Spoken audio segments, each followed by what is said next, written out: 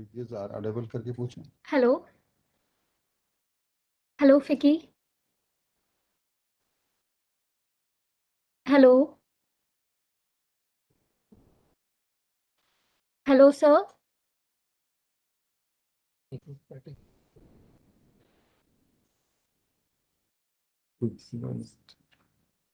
Hello sir, this is Audible.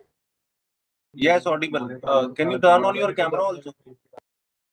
Yes sir, 1 second. रुक रुक रुक, हाँ अभी नहीं। पूरा हटा देने से।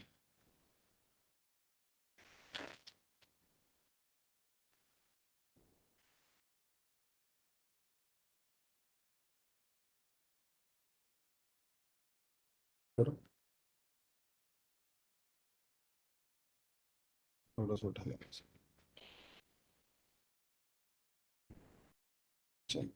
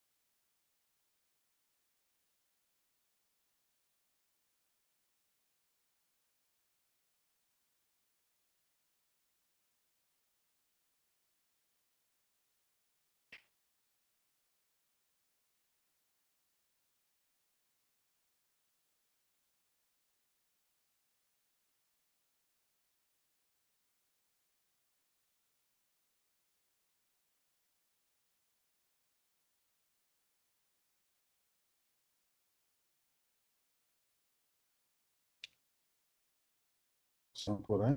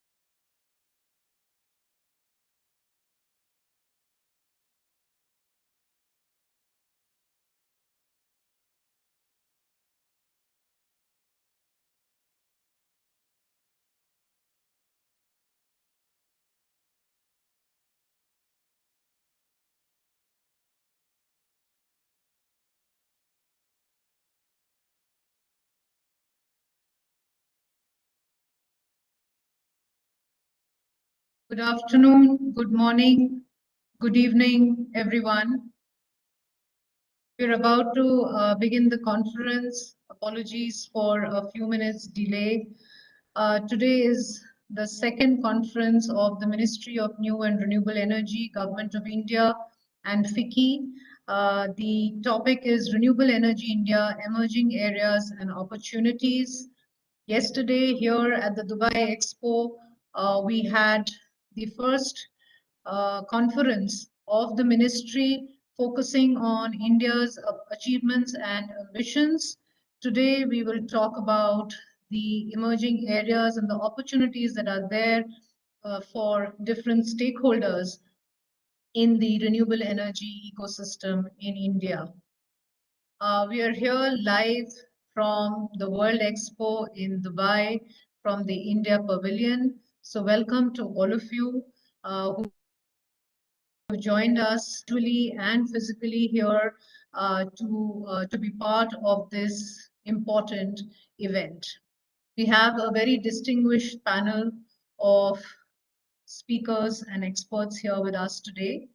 I would like to now invite Mr. Shivanand Nimbargi, Managing Director and CEO of Ayana Power and co-chair of the FICCI Renewable Energy CEOs Council for his opening remarks and context setting. Mr. Nimbargi. Thanks, Rita. Good afternoon, everyone. I welcome you to the opening session of today's conference on renewable energy in India, emerging areas and opportunities. I would like to welcome the esteemed dignitaries present here, Shri Bhagwan Kuba, Honorable Minister of State for New and Renewable Energy, Shri Prajakta Tanpure, Honorable Minister of State, Energy, Government of Maharashtra, and Shri Indushekar Chaturvedi, Secretary, Ministry of New and Renewable Energy. To start with, I would first of all like to congratulate FICCI for organizing this conference and for taking the business delegation to the World Expo at Dubai. And FICCI has, as we know, has always been at the forefront for the government industry engagement and has constantly supported for the growth in line with the government's visions. That's very encouraging from FICCI's side. The theme for today's conference, Renewable Energy in India, Emerging Areas and Opportunities, is one that has been at the forefront of dialogue in the renewable energy space in India. This theme is more appropriate given the context of our Prime Minister's vision of achieving 450 gigawatts by 2030. In fact, if you look at the progress that this country has made in the last decade with the strong policies from the center and a huge focus in terms of commitment towards the climate change and having targets which are in excess of whatever the COP26 requirements have been. And that clearly demonstrates the commitment that we have, and together with both the domestic and all the international players, I think everyone is committed towards delivering these targets. We would also like to note that the MNRE ministry has been at the forefront in terms of making sure that the renewable energy capacity continues to get added, and the policies that have been established and constant support that is provided by the ministry is really very encouraging. In fact, our secretary, Shri Chaturvedi, holds regular interactions with our industry on a regular basis to try and address all the issues. The fact that COVID did disrupt, but the support that was given by the ministry enabled that the growth of the sector continues and all the issues were timely addressed.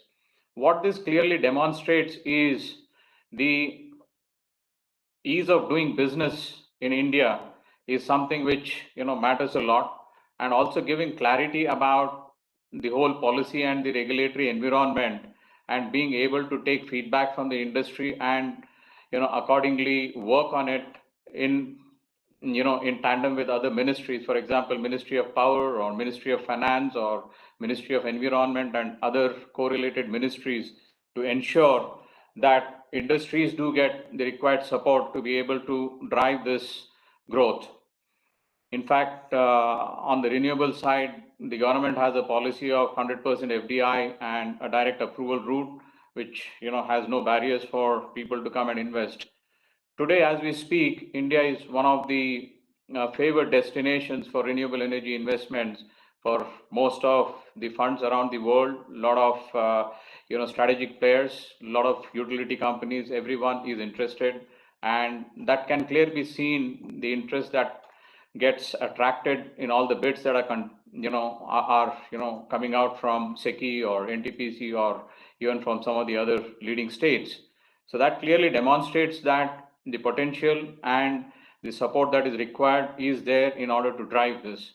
And also, India has taken a lead in terms of being the partner and working along on the Solar Alliance, International Solar Alliance, trying to drive the technology there, and also taking a lot of initiatives in terms of now newer technologies, especially on the green hydrogen, and trying to support the technology companies and other R&D institutes towards developing new storage technologies, so that the current competitiveness which is there in the renewable energy sources continues to follow the same path and be able to achieve a low cost solution in terms of round the clock.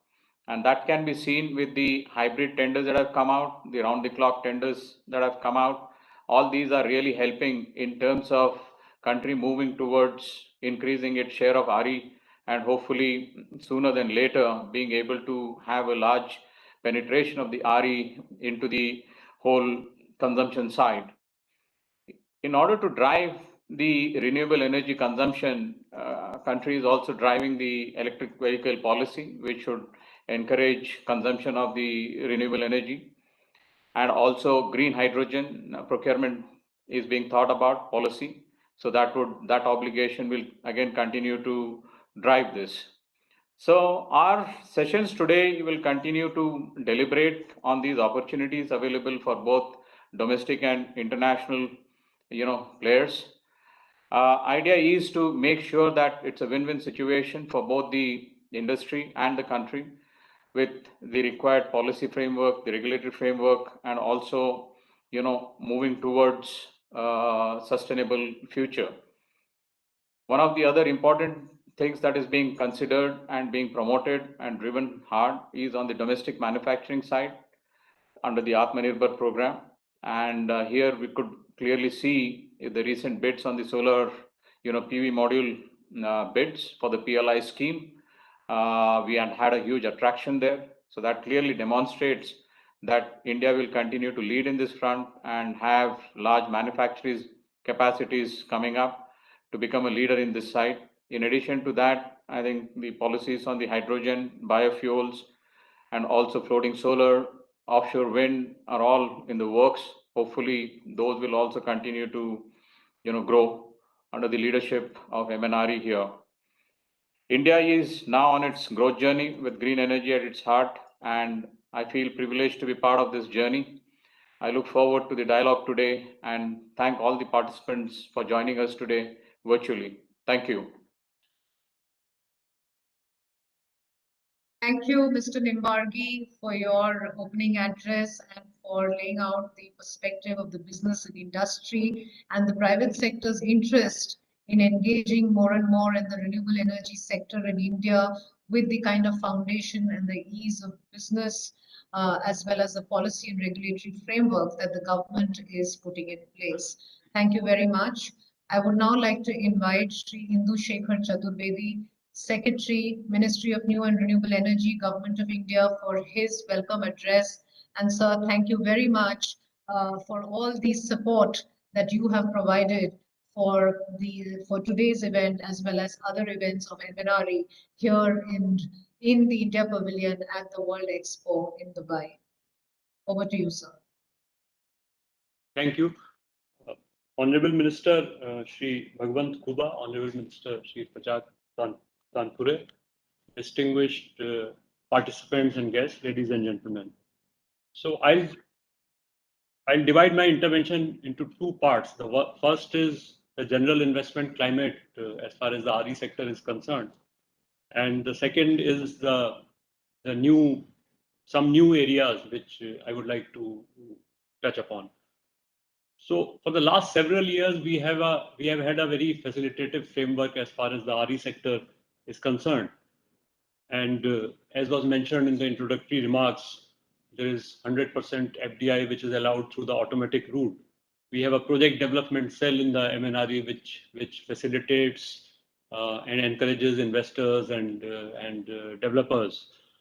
We also have a FDI cell, and these two cells have worked really well as far as solar manufacturing is concerned. The recent PLI bids which have been opened, the technical bids have been opened, the financial bids are yet to be opened. But more important than all this is the continuing efforts which the ministry makes towards ease of business reforms, and this is always work in progress, because every month we have a new set of issues, and some of them are really complex extensions because of COVID and so on. And this we addressed on a regular basis. This is what I call the nuts and bolts of ease of doing business reforms. And as a part of all this, we have a set of bidding guidelines which is fairly robust. We have a dispute resolution mechanism which has worked really well. I think all the cases where they have, all the cases except one where they have made recommendations have been accepted by the government. And there are numerous such efforts. So the result of all this is that investment has really been made into the sector.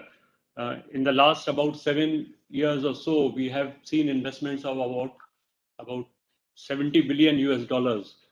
And by 2030, given our targets, we would require about $230 billion as investment, both domestic as well as foreign. Now, this is something which we'll have to continuously work upon, and we'll have to evolve, and we'll have to improve ourselves so that this investment really comes in and investors find it easy to enter the RE sector. So this is an area where we will continue working, and there is no trajectory which we can lay out, but this is an ongoing process, as I said. So now coming to the emerging areas, so I would touch upon three: hydrogen, offshore wind, and solar manufacturing. So hydrogen mission has been announced by Honorable Prime Minister of India. We want to be ambitious in this mission. We had prepared a document earlier which others found a little less ambitious. So we are improving upon it, and improving upon it in other senses also. And this mission is likely to have the purchase or consumption obligations which were mentioned in the introductory remarks. So the effort is to make the use of green hydrogen mandatory to a certain extent in industries where hydrogen is already being used, but instead of green hydrogen, gray hydrogen is being used as feedstock. And some of the easy areas where we could intervene is fertilizers, refining, petroleum refining, and city gas distribution. So the effort would be to ensure that the prices don't go up very much. The price impact is minimal, but the scale is created because of these consumption obligations, which would mandate that a certain percentage of the total hydrogen requirement would be sourced from green sources. It would be sourced from green hydrogen. So our estimates are that this would lead to, I think if I'm not wrong, 8 gigawatt of requirement of electrolyzer manufacturing capacity. And the hydrogen mission is also likely to have provisions for encouraging electrolyzer manufacturing, because that's an area where capacities are very limited in India and limited all over the world also. And that's in some sense uncharted territory which we are trying to work upon. So these two are likely to be integral parts of the hydrogen mission. What the consumption obligations would do is to create demand, leading to some scaling up of manufacturing capacities, and therefore a resultant decrease in green hydrogen costs, which would pave the way for the use of green hydrogen in the hard sectors like long haul transport and steel and shipping and so on, and also the use of green hydrogen as a carrier. The Hydrogen mission document is also likely to contain provisions for pilot projects, for research and development, and for creation of hydrogen infrastructure, for example, the distribution network. So this is work in progress. We hope to see the hydrogen mission launched by the end of the year after consultations with other ministries, and the investment opportunities would of course be huge if this gets going. The second area is offshore wind. We have about 40 gigawatt of wind capacity installed. The potential, the onshore wind potential is about 695 gigawatt, and the offshore wind potential has been estimated as more than 70 gigawatt. So offshore wind costs are obviously higher than the onshore installations, and these projects would require support from the government in the initial years.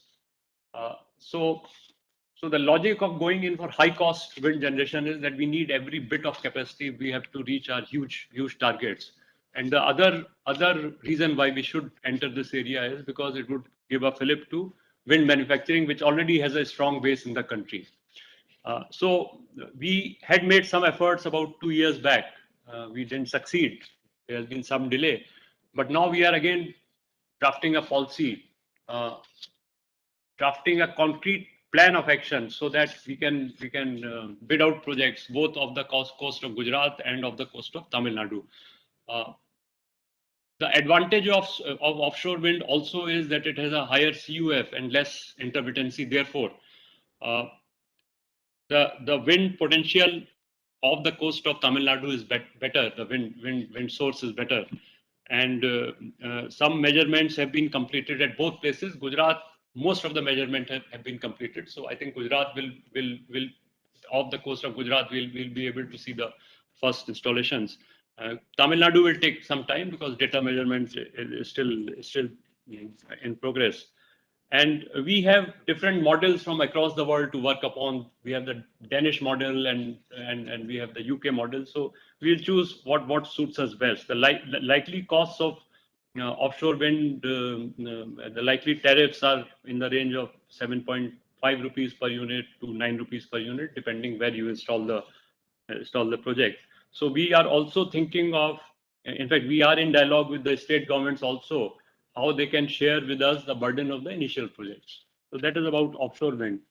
The solar manufacturing area is one where a lot of progress has been made, and the PLI scheme so far has been a success. The PLI scheme was drafted in a way to reward high efficiency, and it has. I think it has widely been accepted across industry as a good scheme. We have seen a huge response. About 55 gigawatt of capacity has been bid for. The initial allocation we have is small. This was the smallest PLI scheme, 4,500 crore. But we do hope to get more money. The bids are likely to be opened, I think, on October 11. The technical bids have already been opened. The financial bids will be opened on October 11. And if all this 55 gigawatt of installation materializes, then it will need an investment of about rupees 80,000 crore. So that's a huge amount.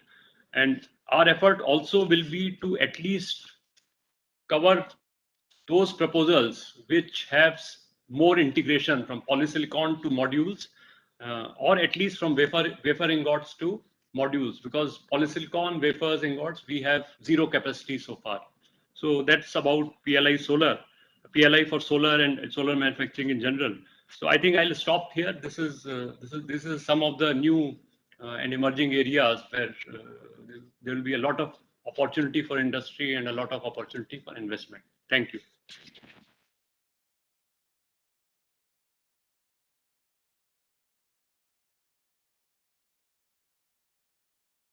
Thank you, Shri Chaturvedi, for your welcome remarks.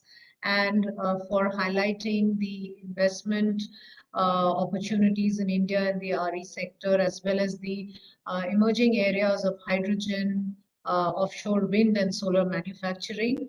As FICCI also has been very closely working with the government in some of these new and emerging areas, specifically in the hydrogen energy mission, we are very delighted to have this opportunity for the private sector to engage in these new and emerging areas.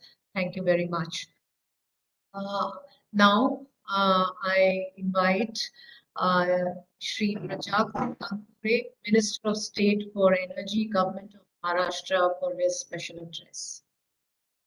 Thankure. Honorable Minister of State, Mr. Bhagwanji Kuba, Mr. Shivananji Nimbargi, MD and CEO, IANA Power, Secretary MNRE, Mr. Indusekhar Chaturvedi, Principal Secretary Energy Department, Maharashtra, Mr. Dineshji Wagmare, and all other participants participating in this online conference. As all of us are aware that conventional energy, excessive use of conventional energy is a major contributor to the air pollution and to the climate change as well. So we are now seeing the effect of climate change. And in my own state, for the last 2 years, we have been seeing cyclones and untimely rain, and the farmer is devastated. So this is driving us to use of renewable energy. And as all of us are aware, that Paris Agreement has, we have decided that 40% of the electricity of the power should be based on non-fossil energy sources. So accordingly, I'm going to talk about my state's policy and opportunities will be generating with the non-conventional energy policy of Maharashtra. We in Maharashtra, we also have set up the target, as the secretary was talking about the targets. So we have also set up a target of around 25,000 megawatts till 2025. And all the previous policies we have till now, we have set up around 9,000 megawatt non-conventional energy. So the gap is huge. We still have to add 17,000 megawatt capacity till 2025. So there is a huge scope for investors and developers to put up their plans in Maharashtra.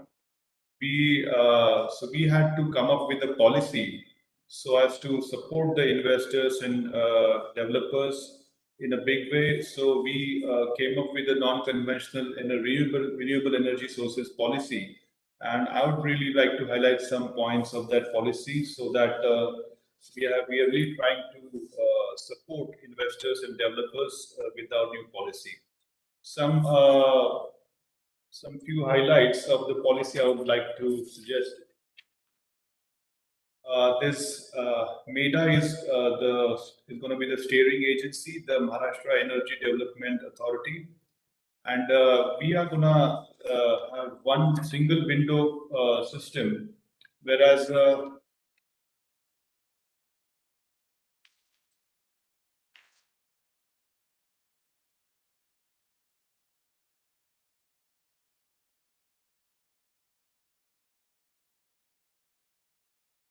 single window of web portal would be there. So all the developers who require all the permits, approval, consent from different government departments, it will really facilitate them. And not only the single window system, but we are going to take timely review of all the applications under the policy for project holders who wish to invest rupees 1,500 crore and above. Will be providing assisting officer. MEDA will be providing an assisting officer, and he will assist the project holder in obtaining approvals without any hindrance and delay. He will also coordinate with the concerned agencies regarding the difficulties encountered with the government agencies in setting up the project. And not only this, but we'll be having frequent, the MEDA and Energy Department will be having frequent meeting once in timely period, so that we'll be getting review of the projects, how fast they are moving, are there any problems, are there any hindrance to that. So we are very serious about this thing, and some other policies regarding the land availability also. We are like the government lands, and there are different departments of the government of Maharashtra. They have land pool. So to facilitate the transfer of the land or maybe leasing of the land, so we have set up different policies regarding the land transfer as well. And the repowering of existing renewable energy projects, we have detailed guidelines about the re-energizing also. Like all existing non-conventional energy projects will be encouraged to increase their generating capacity. This can be achieved either by installing new equipment or improving the efficiency of the previous equipment, or hybridizing it with some other source as well. So we have a detailed guidelines regarding the re-energy of the previous units as well. And we are, as we talked about the 17,000 megawatt capacity we are envisaging, out of that 1200 megawatt, 12,000 megawatt is from solar energy. Out of that 10,000 is from the solar power plants, and 2,000 we are planning for grid connected rooftop solars. So for the 10,000 megawatt, which is the solar power generation we are expecting, we have detailed guidelines for that also. And some changes in the previous policy, like we are now considering grid connectivity. It's as a right of the project developer, and also for the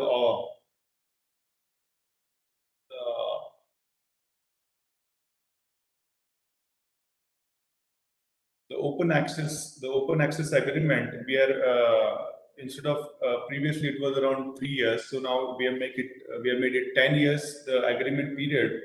To make the project financially viable, the period of open access agreement has to be at least 10 years.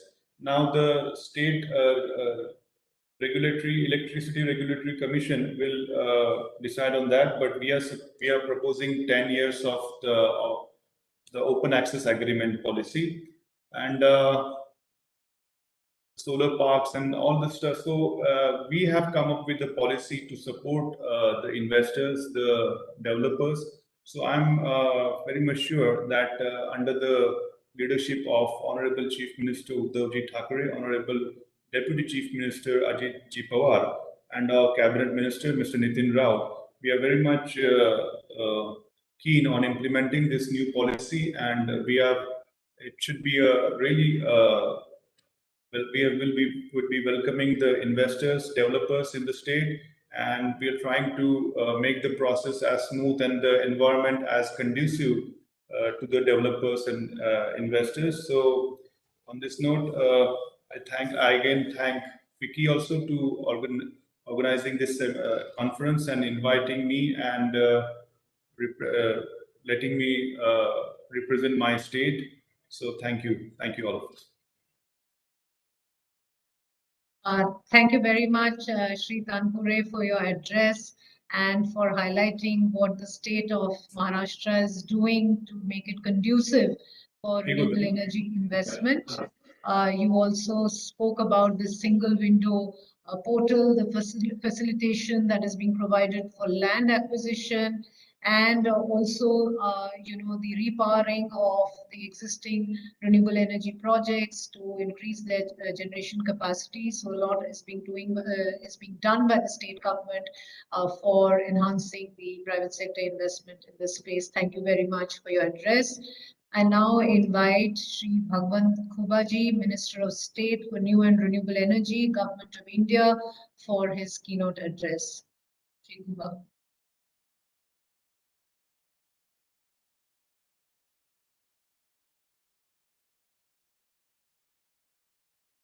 Sir, you're on mute, sir. Now audible? Yes, sir. Today's conference, called by MNRE and FICCI, The subject is renewable energy in India, emerging areas and opportunities. Shri Prajakta Tamraji, Minister of State for Energy, Government of Maharashtra. Shri Indushekar Chaturvedi, Secretary MNRE. Distinguished speakers and moderators, ladies and gentlemen.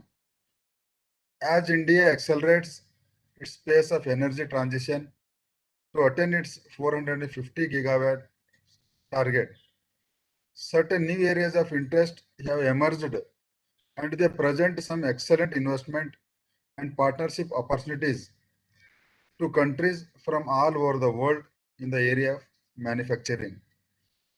India's onshore wind equipment manufacturing sector has achieved more than 80% indigenization.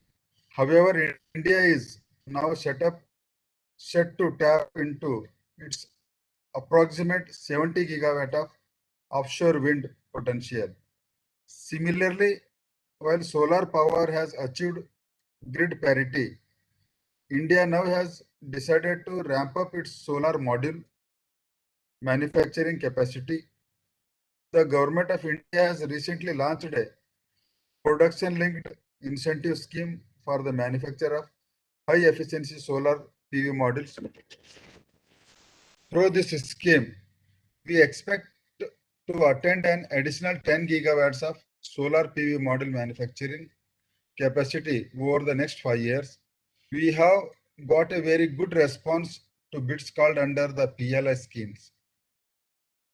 Green hydrogen is going to play an important role in the decarbonization of our economies, especially the hard to decarbonize sectors.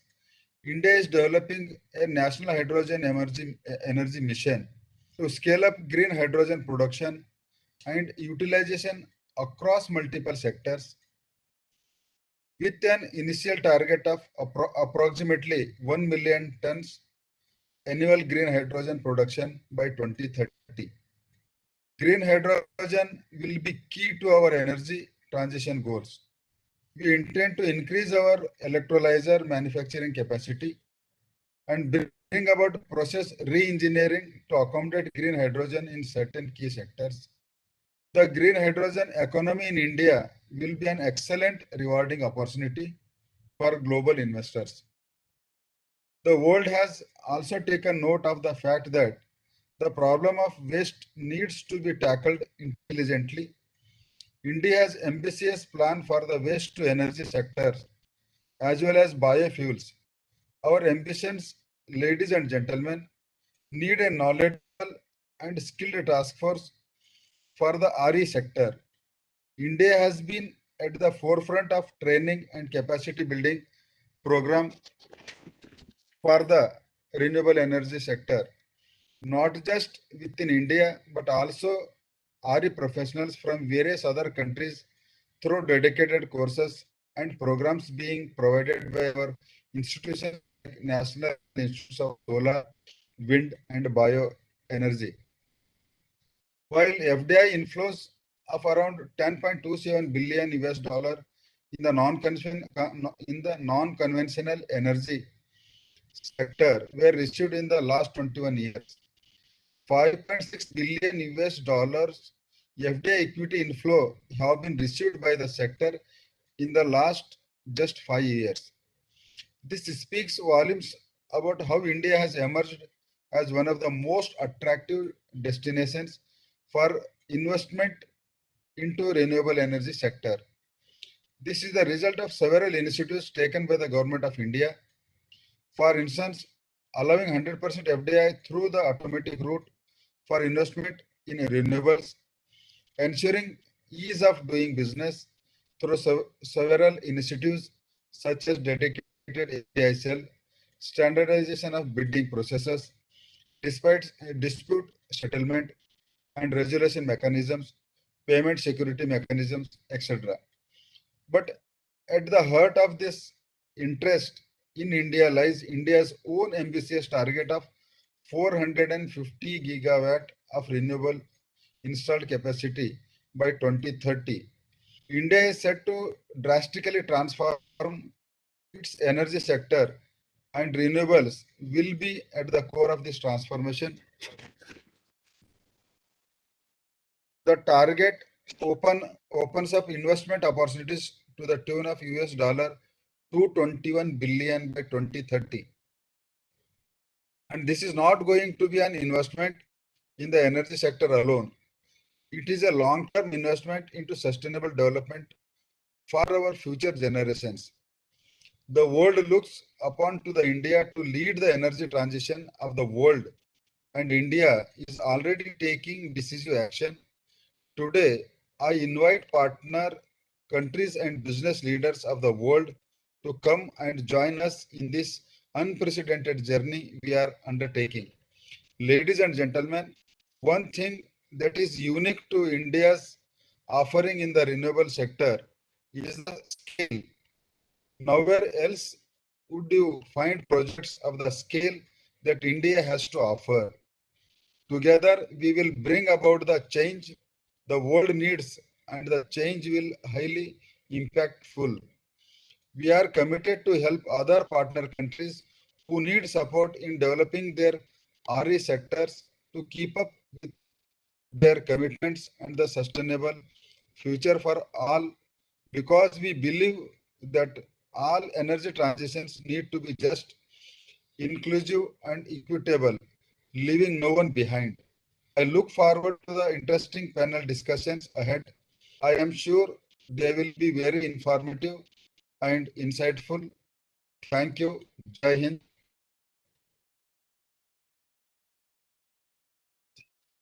I stop my words.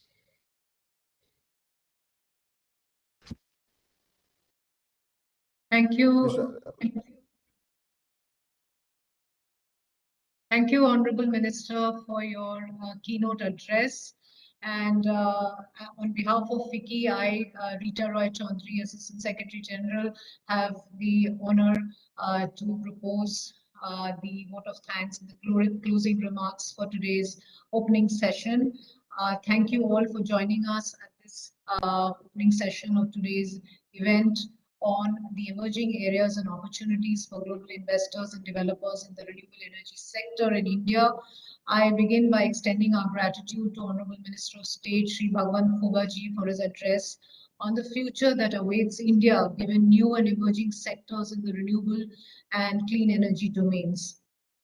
As he rightly mentioned, India is becoming an increasingly attractive option for investors across the world for manufacturing, for renewable power generation, and for clean energy technologies. As the Honorable Minister highlighted, this decade is poised to be one of the most exciting phases in India's growth story. This growth will be founded on investment and business created in the renewable sector in high-value markets like green hydrogen production, battery storage, and making renewable energy accessible across the country.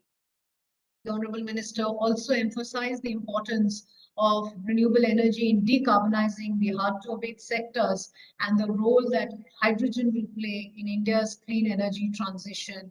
And most importantly, he said the objective would be to leave no one behind. I thank Shri Prajakth Tanpure, Minister of State for the Government of Maharashtra, for highlighting what the state government is doing in terms of putting in place the initiatives and policies to make it conducive for investment in the renewable energy sector at the state level, such as the single window portal, land facilitation, repowering of existing assets, and many other important initiatives and measures. I would also like to thank Shri Indu Shekhar Chaturvedi, Secretary, Ministry of New and Renewable Energy, Government of India, for his welcome address and for setting the context for the discussions today about the business outlook for India, the investment climate that the government is creating in the country for renewable energy with a conducive policy environment that the center is putting forward. I finally thank Mr. Shivanand Nimbargi, co-chair of FICCI's Renewable Energy CEOs Council and MD and CEO of Ayana Power, for his opening remarks and his perspective on how the private sector is leading the charge with respect to renewable energy expansion in India and deepening the links with the global renewable energy value chain.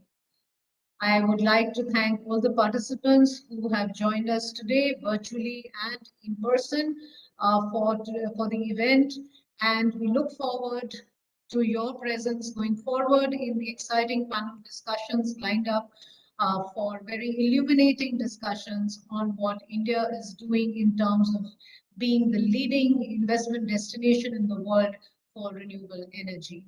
With that, thank you very much for joining us in this opening session. Good day.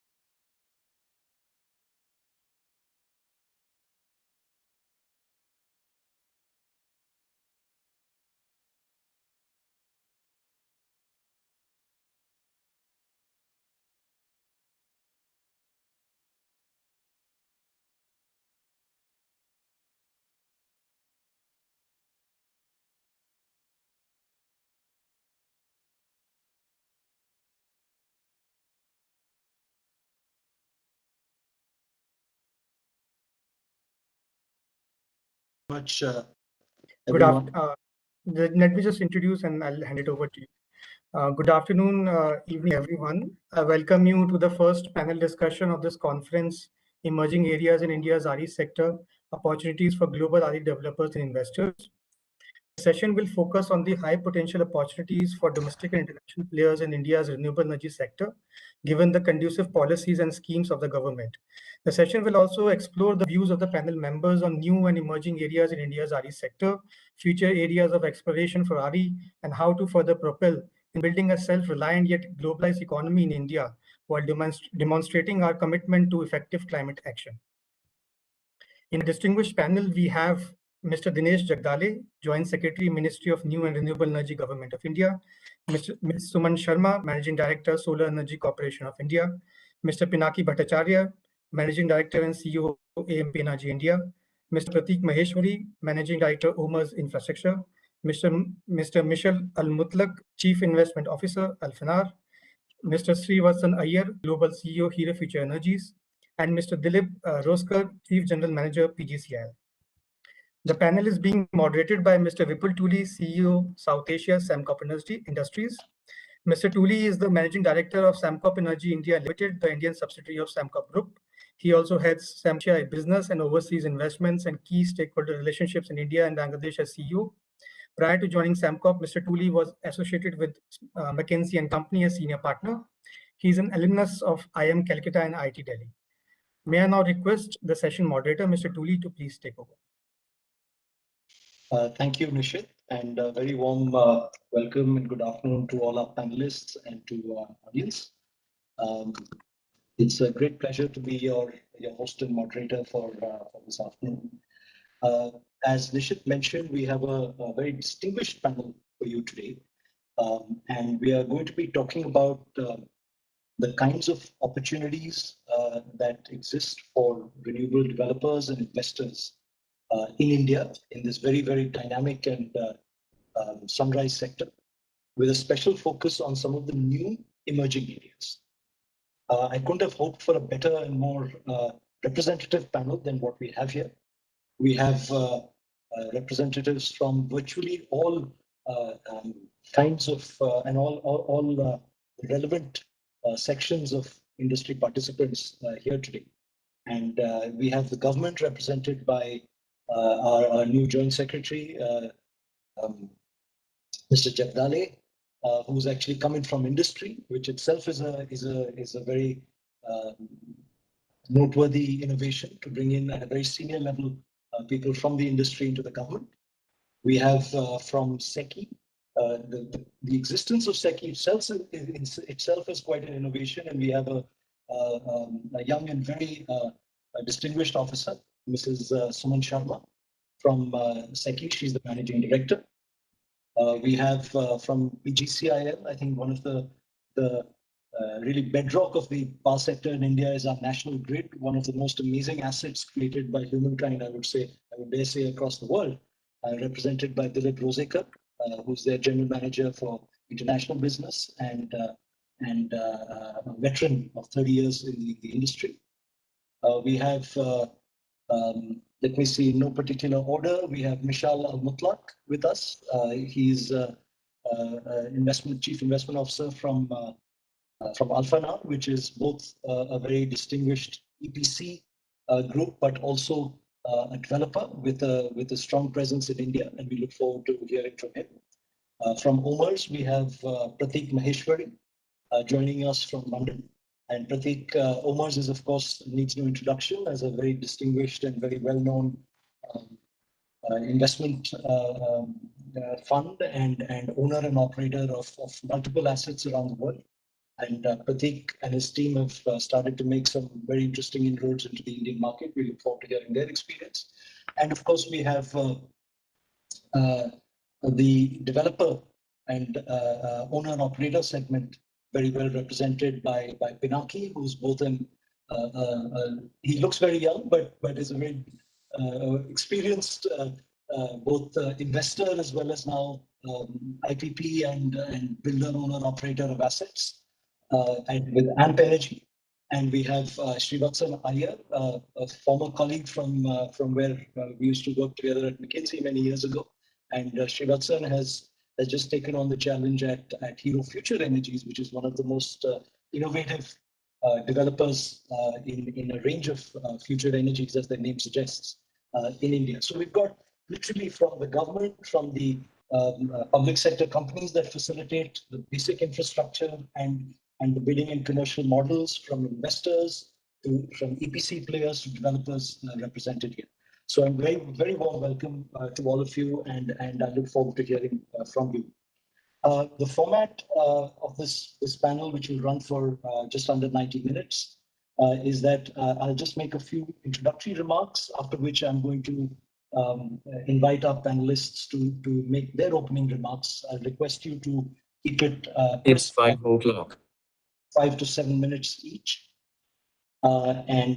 Subsequently, we'll open it up. I'll have a range of questions which I hope cover all the areas of interest of the audience, and we'll hear from a number of you. So please feel free to, even if a question is not addressed to you and you'd still like to jump in and you have a point of view, please feel free to jump in, and it'll make it most interesting for the audience. So I think without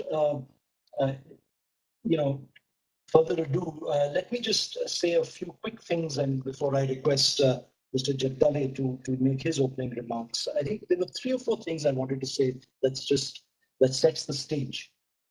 I think number one, by any stretch,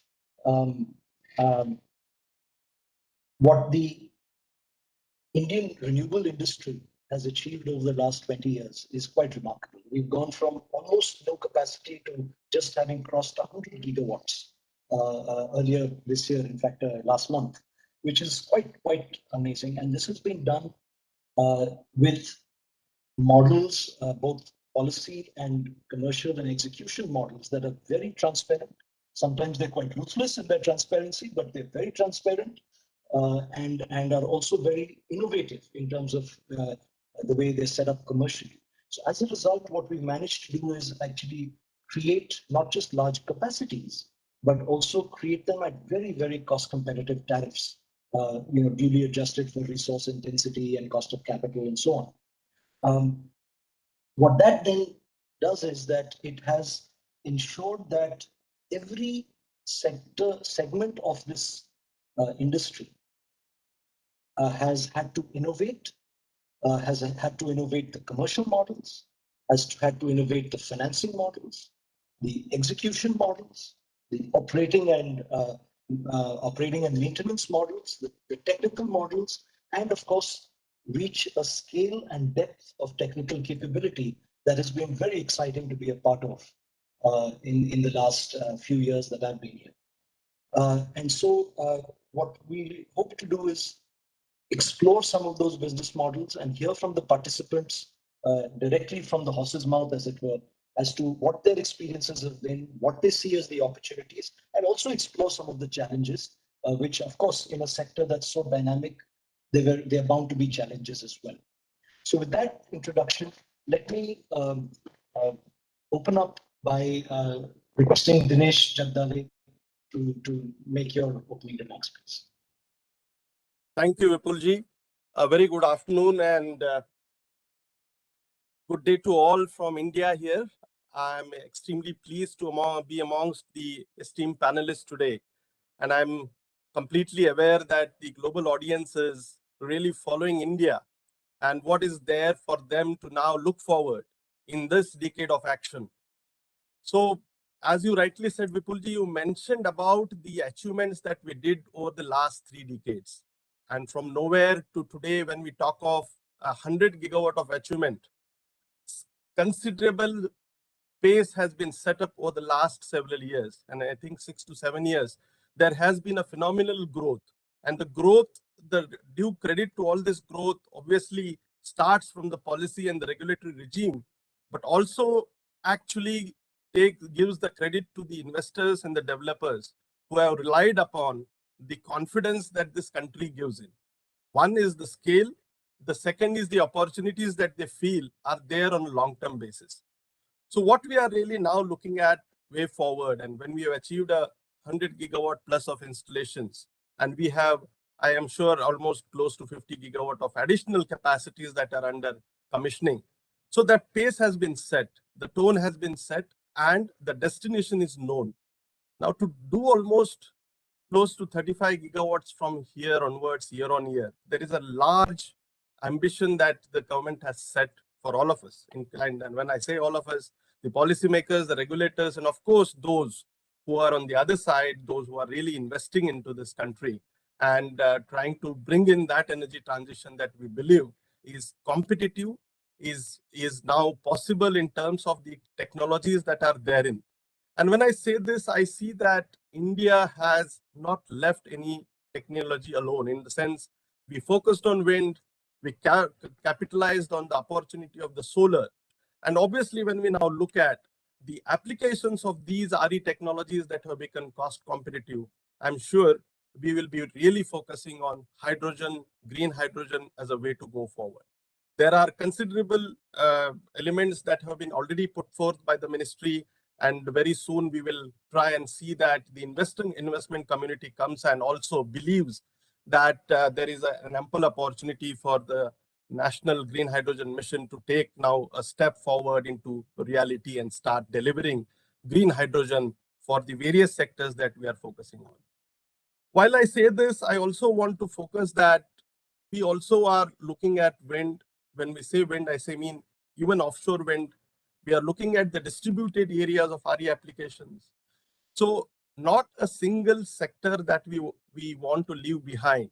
We had set targets across these sectors. We did achieve a considerable achieved in some of the sectors. In some of those, if you really look at the rooftop, we didn't achieve much as far as the capacities that we had projected. But then obviously there is a large scope for all of us. And some distributed RE schemes like Kusuman have been very successful, and we want to take this forward.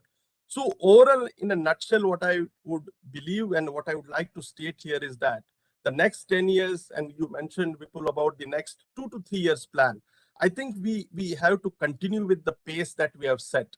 Our agencies and our nodal agencies who are a part of this discussion will try and put before you an ample opportunities, and together with the states and the central policies and the state support, I'm sure the pace at which we have set up today, we will continue to gallop in the same pace and try and see that additional RE capacities that have been projected year on year now will come into reality. Obviously, that means investments, that means new and innovative business models, that means new unexplored areas, unexplored sites will all come into an arena. And I can assure that government from here in India, the MNRE, the Ministry of New and Renewable Energy, along with Ministry of Power, will handhold all the investors across the globe to ensure that the investments are coming in, you get a right platform and you get a right opportunity to come and invest in India. Thank you, Vipul. Thank you very much. I think that's very clear. The collaboration, the focus on new areas like hydrogen, and yet the opportunity in this country that's the size of a continent, not leaving any sector behind. So thank you, and also for being well within your time.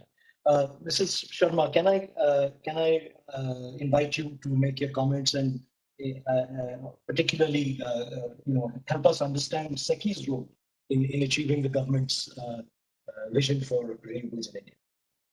Thank you, Mr. Tuli. First of all, one small request. Mr. Tuli, you are not very clearly audible. Oh, I'm sorry. Is this better? Yeah, right now it's okay. Now it's okay. I do apologize. Earlier it was the voice was breaking. Pointing it out. So let me start this session. First, extending my very warm greetings to all esteemed panelists here. And probably I'm the only outsider who has just recently become the insider in the industry. All of you are stalwarts in this industry for quite long years, I believe.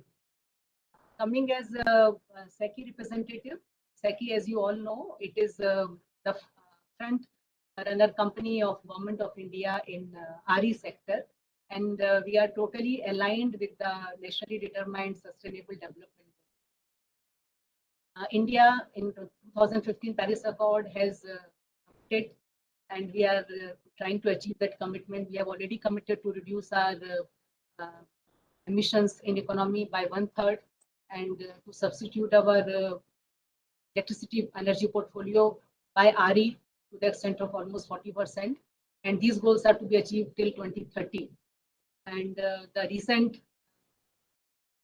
announcements of 450 gigawatt by 2030, and before that we need to get to the first milestone of 175 gigawatt by 2022. So all these milestones and all these dreams of Indian RE, they have opened a huge opportunity for all the green investments, all the overseas investors looking for sustainability linked investments. India, as rightly said by earlier panelists, also it offers not only economies of scale, also a huge potential market. As they rightly say, any action without vision is a daydream, and any vision without action is a nightmare. So we may have some dreams and some highly ambitious targets and goals, but until and unless we start moving in that direction in the right format, the goals are not quite achievable. And I'm really happy to share that MNRE and its associated organizations, including SECI, we are working consistently towards achieving that national ambitious target of 450 gigawatts. SECI is very important because of its uniqueness of the model which SECI offers. As you all know, we work as an intermediary procurer between the developers and between the DISCOMs. There is a payment security which is very unique in case of SECI, in case of Indian RE market, because here it's our duty to collect the dues from the DISCOMs. So that cushion to the developers is very comforting, and that comfort has resulted into coming of huge investments in RE sector in India. I think in last 4 months only, from April to July of this fiscal year, we probably have $6.4 billion US dollar investments in RE sector. So this is a very right time to attract the global investors who are sitting on the fences.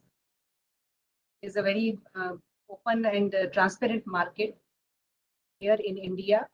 And SECI is also unique in the sense, and SECI has contributed to this overall RE sector growth in India by we are conducting continuous, we are tendering continuously capacities in different solar, wind, or hybrid in all the portfolio, and very transparent ERA auction, e-reverse auction, that is a specialty which offers a very transparent mechanism to the industry.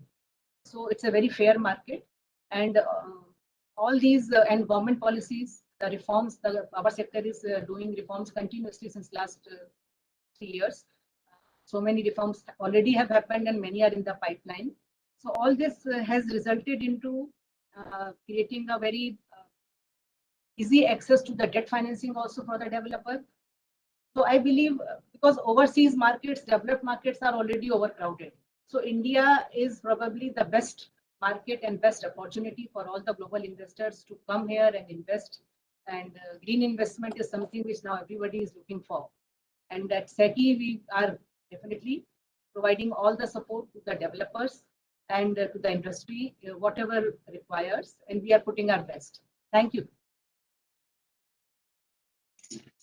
Thank you very much, ma'am. I think clearly it's a formidable target. 450 gigawatts in now, I guess, less than 9 years is indeed very challenging. And as you said, the unique model of that payment security cushion, combined with the transparency of the reverse auctions and supported by the reforms, is really what is making SECI tick. But more on that later. I'd like to call in Dilip Rosekar at this point. And Dilipji, what can you tell us about PGCIL's role in building out, obviously, the heart of the movement of the electrons?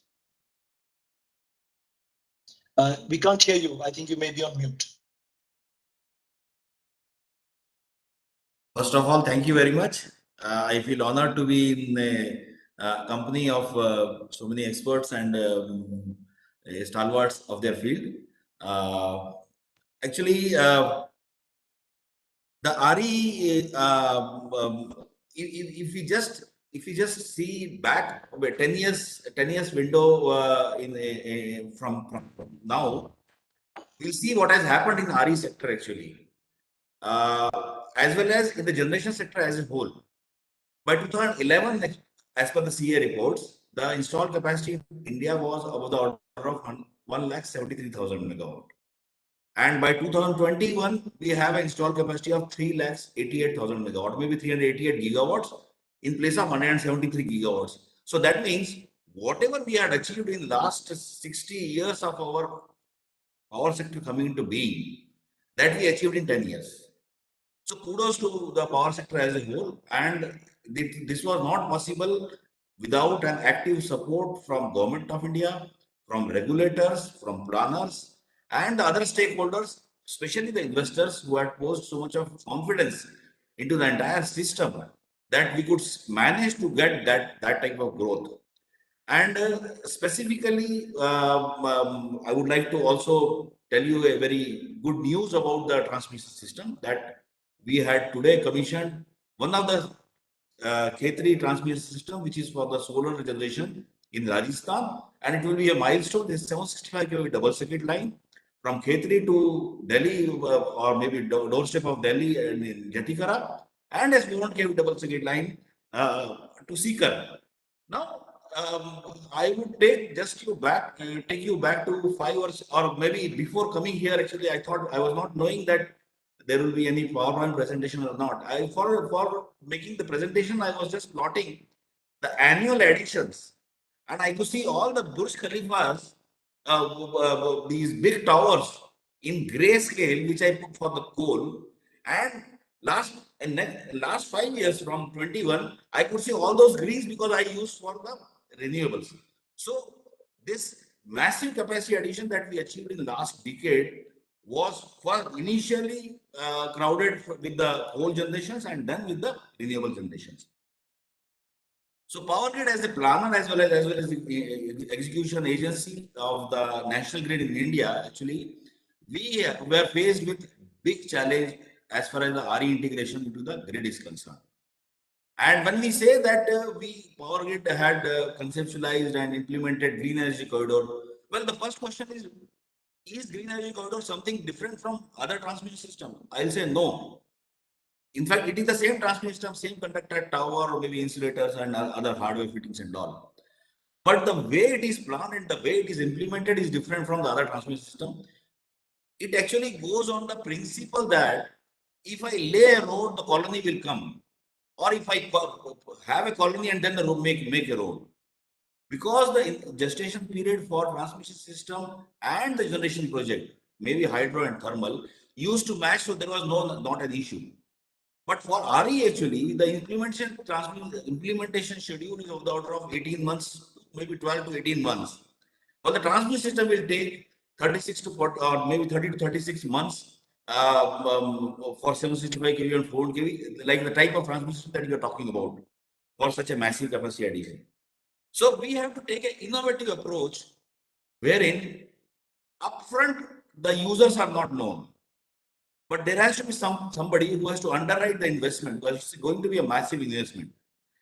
So therein, with the active support of government and the regulator, actually, we could take up the implementation. And as ma'am has said about the e-reverse auction, in fact, the transmission system that was implemented today was also won by Power Grid through e-reverse auction. So we had put in the efficiency not only in the generation, but also for the transmission. That was one actually biggest challenge that we could overcome with the support of regulator and government. The second one was the intermittency, the variability, and the uncertainty. These three, everybody used to say that no, because of this intermittency, it is not possible. But we conceptualized 11 number of renewable energy management centers. We implemented it, all of them are in place, and they are helping. They are actually an artificial intelligence tool which predicts tomorrow, compares with today, and improves itself so that day after tomorrow it will be better than what it was today. And when we create that history for 5 years, 6 years, it will be a real intelligent tool. And this tool is open because the service provider, there is a concept of service provider, which can be, you can have service provider which will actually give you an input to that Then it is combined with the weather input. Then based on the artificial intelligence that is gathered from the previous experience, so it will schedule for tomorrow, and that schedule is used. So REMC has been the biggest, very big, game changer for allowing us to integrate RE. And in fact, our ambition is now go to 175 by 22, maybe 225 gigawatt by 24, and 450 gigawatt by 2030. And it is our commitment that we have given to the world, our leaders have given to the world, and we will stick to it. Actually, we will meet all the challenges that will come in our way, the way that we have been able to meet, and let us see that we will be having a better tomorrow. Thank you very much. Maybe I'll answer the questions when they come. Thank you very much, Dilip. I think congratulations on your new line, the 765, and we look forward to using it, all of us. I think you've really brought it very clearly out that what has underpinned this massive capacity addition that has been possible has been the innovation, not just in your planning system, which completely had to change because of the mismatch in timings, but also in the technical innovation of your renewable energy management centers and the AI-based interfaces and the planning for how the scheduling takes place and so on. So thank you very much. Let me bring in a very different perspective. Maybe if I could request you, Pinaki, to share your experiences. AMP, by all accounts, has been one of the very successful companies. If you could share your experiences in investing in developing RE in India, please. Sure, thank you. So, am I audible? Yeah, okay. So, prior to AMP, we've been associated in the renewable energy development in India since 2008. And in the first 4 years, we were just sort of taking baby steps. And till 2011 or 12, it was not such a large industry. And then I took a sort of a break and went into transmission. But in 2014, when the current government took over, there was a renewed vigor into the sector, and especially with this 175 gigawatt goal. And as a result of that, I got in touch with AMP in Canada, and then we decided to start a business in India in around 5 years back. And one of the key reasons that was chosen at that point in time, and India was one of the 3 global markets that was chosen along with Japan and US as the sort of the focus market, because it offers unparalleled quantum of, I would say, opportunity to grow. Because many markets that we had seen outside India are in pockets, but India is a complete market, both in the commercial industrial space as well as in the utility space. So that was the key thing that sort of drove us to sort of start a business in India. And now I'm a great believer in looking at the next step rather than looking 10 years later what will 450 will be. So today, my belief and what we have experienced till now is that the goal is 175 gigawatt, which is because if you do not take the next step, we will sort of cannot take the step after that. So now in the 175 gigawatt, the great achievement that we have reached is 100 gigawatt, which is technically speaking, the glass is more than half full now. So, and there are 4 or 5 points which my panelists, co-panelists brought across why it led to this amazing sort of milestone of 100 gigawatts. Obviously, the government intent is there, the political will was there. There is a sheer economic benefit to the ultimate customers. We have a tremendous value chain available in India, a very trained manpower available in India to do this. Very deep debt financing market is also available in India, and obviously we have abundant natural resources. So these 4 or 5 drivers have really accelerated us to reach to this goal of 100 gigawatt. However, my view is that we should now focus on what is needed to get to the 175, because it's good to sort of feel good about what we have done so far, but it is time that we sort of get focused on the next 75. And I think, and Mr. Jagdale was also sort of pointing to the same thing, like it's a big ask, 35 gigawatt kind of a number per year. So on that front, my certain beliefs are that we should break the target into some components. 4 or 5 sort of suggestions I had. As one is that we should consider there was a 40 gigawatt target basically for rooftop on 175, but as we have seen, that is not really scalable. But a 40 gigawatt target should be taken for corporate PPAs, because worldwide it has been seen corporations, the global corporations, which in India also industries consume almost 50% of the power. They really want to go green and they want to procure some green power directly. So we should sort of unshackle this entire market essentially and set up goal of at least 40 gigawatt out of that 175 aimed for commercial industrial PPAs. And there are variety of sessions that we can discuss later on how to make that happen. And the second thing is, I would say, on the legal side, is that Electricity Act amendment, the draft amendment that was tabled last year, was very, very good. And also the central government has come up with a very good policy in terms of the open access rules and all. So my request is that to get that through into the parliament, because what we have seen, when the government has good, strong political will, it gets things through. So the Electricity Act amendment and ironing out the power equation between the center and the states, that will go a long way in us accelerating to this goal of 175 gigawatt.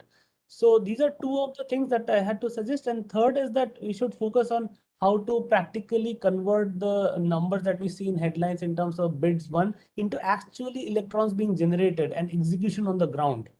And there are specific steps that are needed, which will ensure, for example, this happens. And especially the government's impetus on local manufacturing, that's really a good step. However, if there is an innovative way, the cost, so that the cost of that local manufacturing is not borne by the developers, because at the end of the day, we believe that we are actually developing assets in India. We are generating power in India. So to me, a power plant is a factory producing electrons, which is being produced in India, right? So the government should sort of help us in that, from that standpoint, to sort of get to that goal, and not only the module manufacturers or the wind turbine manufacturers. So there are certain things that we can set right and focus on this execution now. So with that, I'll just pause, and since I've taken my time. Great, thank you, Pinaki. I think the one first thing that stood out in what you said was really, of course, the personal choice you made to say, I saw the vigor in the industry and I decided to come back to the industry. And I hope you haven't been disappointed. I think the fact that India at this scale is one complete market across all segments is a very significant point. And I think in very much almost as a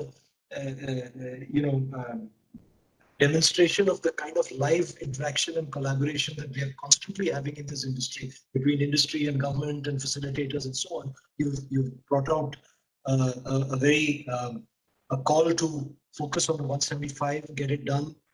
Maybe a solution to the lagging of the rooftop targets that Mr. Jagdale also mentioned, to say maybe we move that towards the corporate PPA side, and of course the next round of reforms with which Suman Sharma also talked about, and how do we actually now get the large, almost 50 gigawatts of under construction into actually flowing the electrons. So thank you very much. Let me pull in Srivatsan Iyer, and you come. I know you spent a lot of time in Brazil and outside India, and you've recently started out here with a very innovative company yourselves.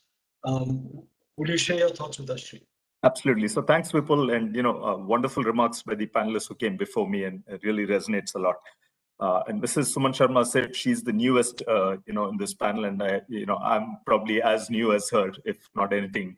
After spending 30 years in oil and gas and petrochemicals, renewables is a brand new world to me. So I learned something new. Even during these panelist discussions, I was learning that stuff that I had not heard before. But coming from an outside perspective, both from outside the industry and from outside India as well, I think what really struck me is the incredible growth over the last decade that India has gone through. Almost exponential growth, right? When you look at how far solar and wind and renewable energy has come from, being a concept and an idea to being 100 gigawatts, and now, with the Prime Minister's vision of 450 gigawatts, which is really adding, anyway 35 to 40 gigawatts a year is an amazing journey, right? And I think one of the things that several panelists mentioned, it really starts with policy support and regulatory clarity. And I think without that, none of this would be possible. And I think all of us use the word energy transition, and it's almost become, I'd say, an accepted term globally as we move away from traditional source of energy to more renewable energy. I like to think of it as an energy disruption at the same time, right? Because it is going to cause disruption to existing value chains, to existing players, and we need to think about, what those disruptions could be. And I think to that, I'd start off with the policy and regulatory area, which is there needs to be flexibility there because this world is changing so quickly. To create long-term policies is very important to attract investment, but it also needs to be flexible enough to adapt as technology changes and the world changes. And as a developer, we'd love to see 5 to 10 year consistency in policy, and I think we'd all welcome that. At the same time, I think we all have to be open to saying, look, if the world changes around us, we're not going to stick to the same policy going forward. So, and I think that's where both the policymakers and the industry participants and the investors, have to reconvene every so often to make sure that, the policy still makes sense in a changing world. So, as we look to the future, and, some of these points have been made by everybody, and they're absolutely wonderful points. The first one I think of is the cost of renewable energy. And if you just look at tariffs, I'm not even looking at costs right now, it's been plummeting over the last decade, right? And it's very likely that in the very near future, the cost of renewable energy could drop below the cash cost of existing thermal assets. And that's when, you expect to see a tipping point. And that's when, you begin to have the debate on, do we actually start to shut down thermal assets that are, fully depreciated, but because they don't justify their cost, and bring in more renewable instead. And so it's not just for further growth, but it's also to replace existing power generating assets. In a world, I think Dilip Rozikar already mentioned that, but I think that's where the grid management becomes absolutely critical. As intermittent power becomes a larger and larger fraction, right? How do we manage it? How do we manage grid stability? And I think storage is going to play an increasingly important role going forward, and starting to already play a role in grid stability and grid management in the US and Australia, as we've seen fairly large projects, and I think storage is in the money there. I suspect and I believe that it's going to play an important role in India as well. And I know SECI is working towards storage-only bids, right? And I think they're fully prepared, thinking about what that future is going to be. So that, I think, is the first next step in the evolution of RE as we go forward. The next is, and I think Pinaki already mentioned it, and Dinesh Jagdali mentioned it as well. I think we're going to go to a role where more corporates and industrials, and perhaps even more discrete than that, that energy generation becomes far more distributed. So rather than thinking about large gigawatt scale, assets in a few parts of the country, solar could actually give an opportunity to democratize power generation and spread it, all over the country. Well, that sounds wonderful, right? The challenge is going to be, how do you manage a grid where you've got literally thousands and thousands of virtual power plants? And at some point, as the government is starting to incentivize EVs as well, EVs are not only electricity consumers, they could also be, providing electricity back to the grid if they're plugged in. And so you've got, thousands or tens of thousands of virtual power plants that act as storage and as supply back to the grid.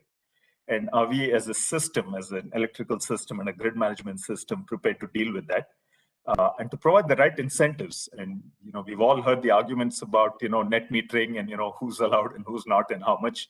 But as distributed generation becomes more relevant, I think that's a new discussion looking to the future we need to have. And we've all heard about the hydrogen mission, right? And I think it's a wonderful step taken by the government. I personally am a big believer in green hydrogen. I have no doubt it's going to become a very relevant part of the overall energy mix. How it happens and which sectors it happens is something that is still a little unknown at this time. I think the economics will drop. It will become competitive. It could become competitive to diesel. It could become competitive to petrol. It could become competitive to natural gas. It could become competitive to marine fuel. Do we have the infrastructure in place to deal with that? It could become an energy storage device where you store hydrogen in the form of ammonia and then release it back to the grid rather than pumped hydro or batteries, right? So there's a lot of different areas green hydrogen could take. And given India's abundant resources in solar and wind, I think we are the, according to Bloomberg, the third or the fourth lowest cost green hydrogen producer in the world potentially. You take the Middle East, obviously, and they're really good. Chile, Brazil, and India, right? Somewhere in that order. So we have the potential, to be energy self-sufficient if we know how to monetize green hydrogen and how to use it in all sectors. And it's not just as a raw material in refineries, but as a way to replace mobility, whether it's in heavy-duty mobility, marine fuels, whether it's a way to store it as ammonia, whether it's a way to feed it into the natural gas system. However, the supply chain is complex, and we need to get all of these participants in the industry together to start working on it. We'd love to burn ammonia, but are the engines that are today in the turbines set up to do that? It's very different combustion characteristics. You're going to release a lot of NOxes into the atmosphere rather than CO2. So again, it's the policy makers, it's the regulatory people, as well as industry participants who have to come to do that.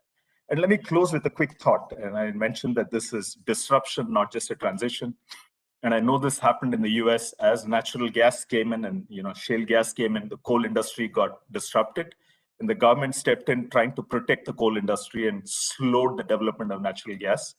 I have almost no doubt the RE sector is going to do that in India, and there are going to be stranded assets, stranded skills, and stranded people.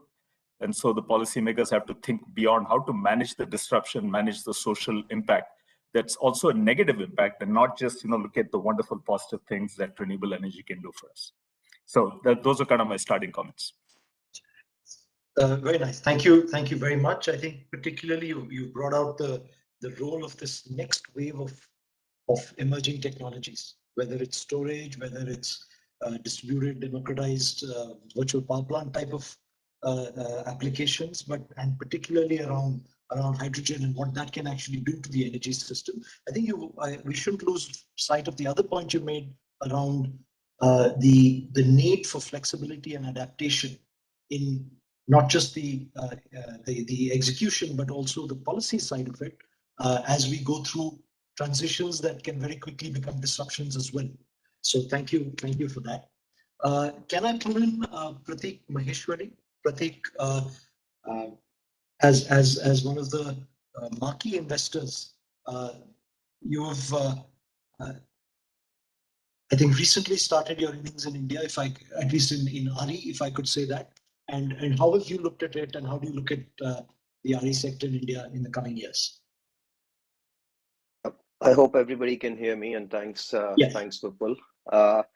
It was very interesting to hear everyone else, and when you're fourth or fifth in the line, I think you should start by saying, you agree with all the comments which have been made before, so I'm not going to repeat any of that. Just as a quick background, so I've been working in the renewable investment sector for the past decade or so, first with GIP and now with OMERS, and looked at deals across Europe, broader Asia, and most recently in India. Fair to say, I think one of the panelists made a point. I think it was Pinaki who pointed out his entry back to renewables was around 2014-15 when the current government came in. And I would agree with the fact that you can call it as a little bit of a turbocharging of a sector, which yes had grown, in the early 2000s, 2010, 12 time period, but the growth which we saw from 2014-15 and specifically in the last 3-4 years has been absolutely amazing. And I would attribute that to a few aspects. I think it was firstly the streamlining of the entire tendering process. It did go into the reverse auction, but it did streamline the entire process which you have to go through in terms of bidding for this, whether it was land acquisitions, whether it was different forms of application. A lot of that was getting centralized and being controlled right at the PMO level. I think that was a very important step, and especially for investors like us who are long-term investors, where the stability of the policy, the stability of the regulation, and the certainty of deals going through is very important, given the opportunity cost of our capital involved here. I think Ms. Suman made a very important point. Having SECI sit as a nodal agency was a very big comforting factor for the investors, because as we are all aware, there have been certain discussions when it came to discoms and certain kind of payment aspects, etc., where it did cause nervousness in the investing community. So having SECI sit as basically a payment guaranteeing agency and the bids being routed through SECI was definitely another big factor, which led to a significant growth in the renewable energy over the last, I would say, 3 or 4 years. Coupled with that, I think the depth of the debt markets, the entire supply chain being streamlined, and I would say more importantly, the transmission system where the whole ISTS regime came in, which actually helped massively in terms of growth, especially on the solar sector. Because as we are well aware that there is a part of the country which is resource rich, and there's a part of the country which is effectively lacking clean power. And having the ISTS system and streamlining the whole ISTS system, I think was quite an important milestone. The ambitious target of 450 gigawatts and the achievability around that, it's got its challenges, but the general view, at least as an investor, what we feel is everybody is on board around getting that delivered. And one of the aspects which has changed, I think, over the last, call it a few years, is the grid parity, which renewable energy has actually achieved, which I think is very relevant. And when I compare it to some of the European markets as well, India was one of the first countries, I think, to have achieved the grid parity. So effectively, what we are talking about is achieving a sustainable power sector without economical costs. And that, I think, is a very relevant theme, as we've seen in some other markets where a large part of the sustainability agenda has to be subsidized. And that subsidy sits somewhere in the balance sheet of the government. And somewhere it then comes out that who's going to pay for it. So the grid parity, where the supply chains got harmonized, the cost of panels, the overall cost of building a renewable plant in India came down to some such levels where that grid parity aspect became very important, which as an investor gives us a lot of comfort that effectively you're investing in an industry which is standing on its own 2 feet economically and is not being dependent on government subsidies, because that is, from an investor perspective, is always a question mark as to how long will that last. And there is a hole being created somewhere. So I think that grid parity aspect is very important. We're going to come on to questions. I think what are things which as an investor we would like to see going forward. There have been points raised around policy, certainty of policy, clearly within the realms of how the industry is evolving. So some aspects could be around the speed at which, the time it takes between winning the tender to actually signing the PPAs can sometimes be pretty long. And to streamline that and not have so much of a backlog of PPAs to be signed could be something, which the ministry and SECI can think about. There is also some, I would say, unnecessary noise made when there is bid 1 and bid 2, and bid 2 comes out at a different price, and then there is a noise in the market. Oh, but the bid 1 PPA has not yet been signed. What happens to that? And all, I know someone is smiling here, but there is that kind of dynamics in the market where I don't think it's fatal or a deal breaker or anything of that sort. But maybe to remove that unnecessary noise, it's that speed of actually going from point A to actually signing the PPA and getting it done with and starting to basically start construction should help investors, should help developers a lot. I think there have been a little bit of movement around the tax aspects in terms of import related issues on panels, etc. So having a little bit more certainty on how the tax regime will evolve when it comes to imports and where directionally government is thinking over the next 8 to 10 years to deliver the 450 gigawatts, what all needs to be done. Somewhat more certainty could be helpful on that front as well. Last point I would make is, so this was basically what excited us to come into the renewable sector in India, as you know, with a recent investment in Azure Power. Where do I see the opportunities? In addition to the kind of fundamental growth of renewable energy, I think India is definitely making good strides towards making renewable dispatchable firm power. Because we know, and this is not an Indian phenomenon, whilst renewable is the need of the hour, it does cause issues in terms of its intermittency. It does cause issues when it comes to grid balancing. So making the renewable power dispatchable, making it firm, and I think there have been bids, and SECI is thinking about having batteries, standalone battery solution, which will enable grid balancing. we are very excited in terms of that prospect where, battery solutions or storage solutions, effectively, it can be battery, it can be pumped hydro, whatever, but storage solutions to deliver those kind of firm dispatchable bits. Hydrogen economy, Prime Minister Mr. Modi has made his views very clear and how he sees hydrogen economy. And I think from the time the first statement was made to the time when hydrogen obligations have been incorporated in certain sectors was quite amazing to see how that thing was worked up so fast. And we all know that there are certain sectors of the economy which cannot be electrified. And India cannot be dependent on natural gas because of the global dynamics we are seeing in natural gas, as you can see what is happening in Europe. So to be a self-sustained green hydrogen economy is something, whether it's in the next 2 years, 3 years, we are a firm believer it will come. And that's another area where I think investors like us who have a very long-term horizon, where we invest our capital for 10, 15, 20 years, are excited with those kind of prospects. So, I would leave those thoughts that there's what happened in the last 5, 6, 7 years, I would say, which excited us, and we entered the country. There are certain aspects where, it will be good to streamline that. And I know it's not a magic wand which can be waved overnight, but just some suggestions on how some things can be further streamlined. And what are the areas of growth where we feel very excited, where we would be able to deploy more capital as we see the country evolving into, whatever is the Paris climate agreements, but making renewable dispatchable, making renewables firm power, as well as transitioning into a more hydrogen-based economy.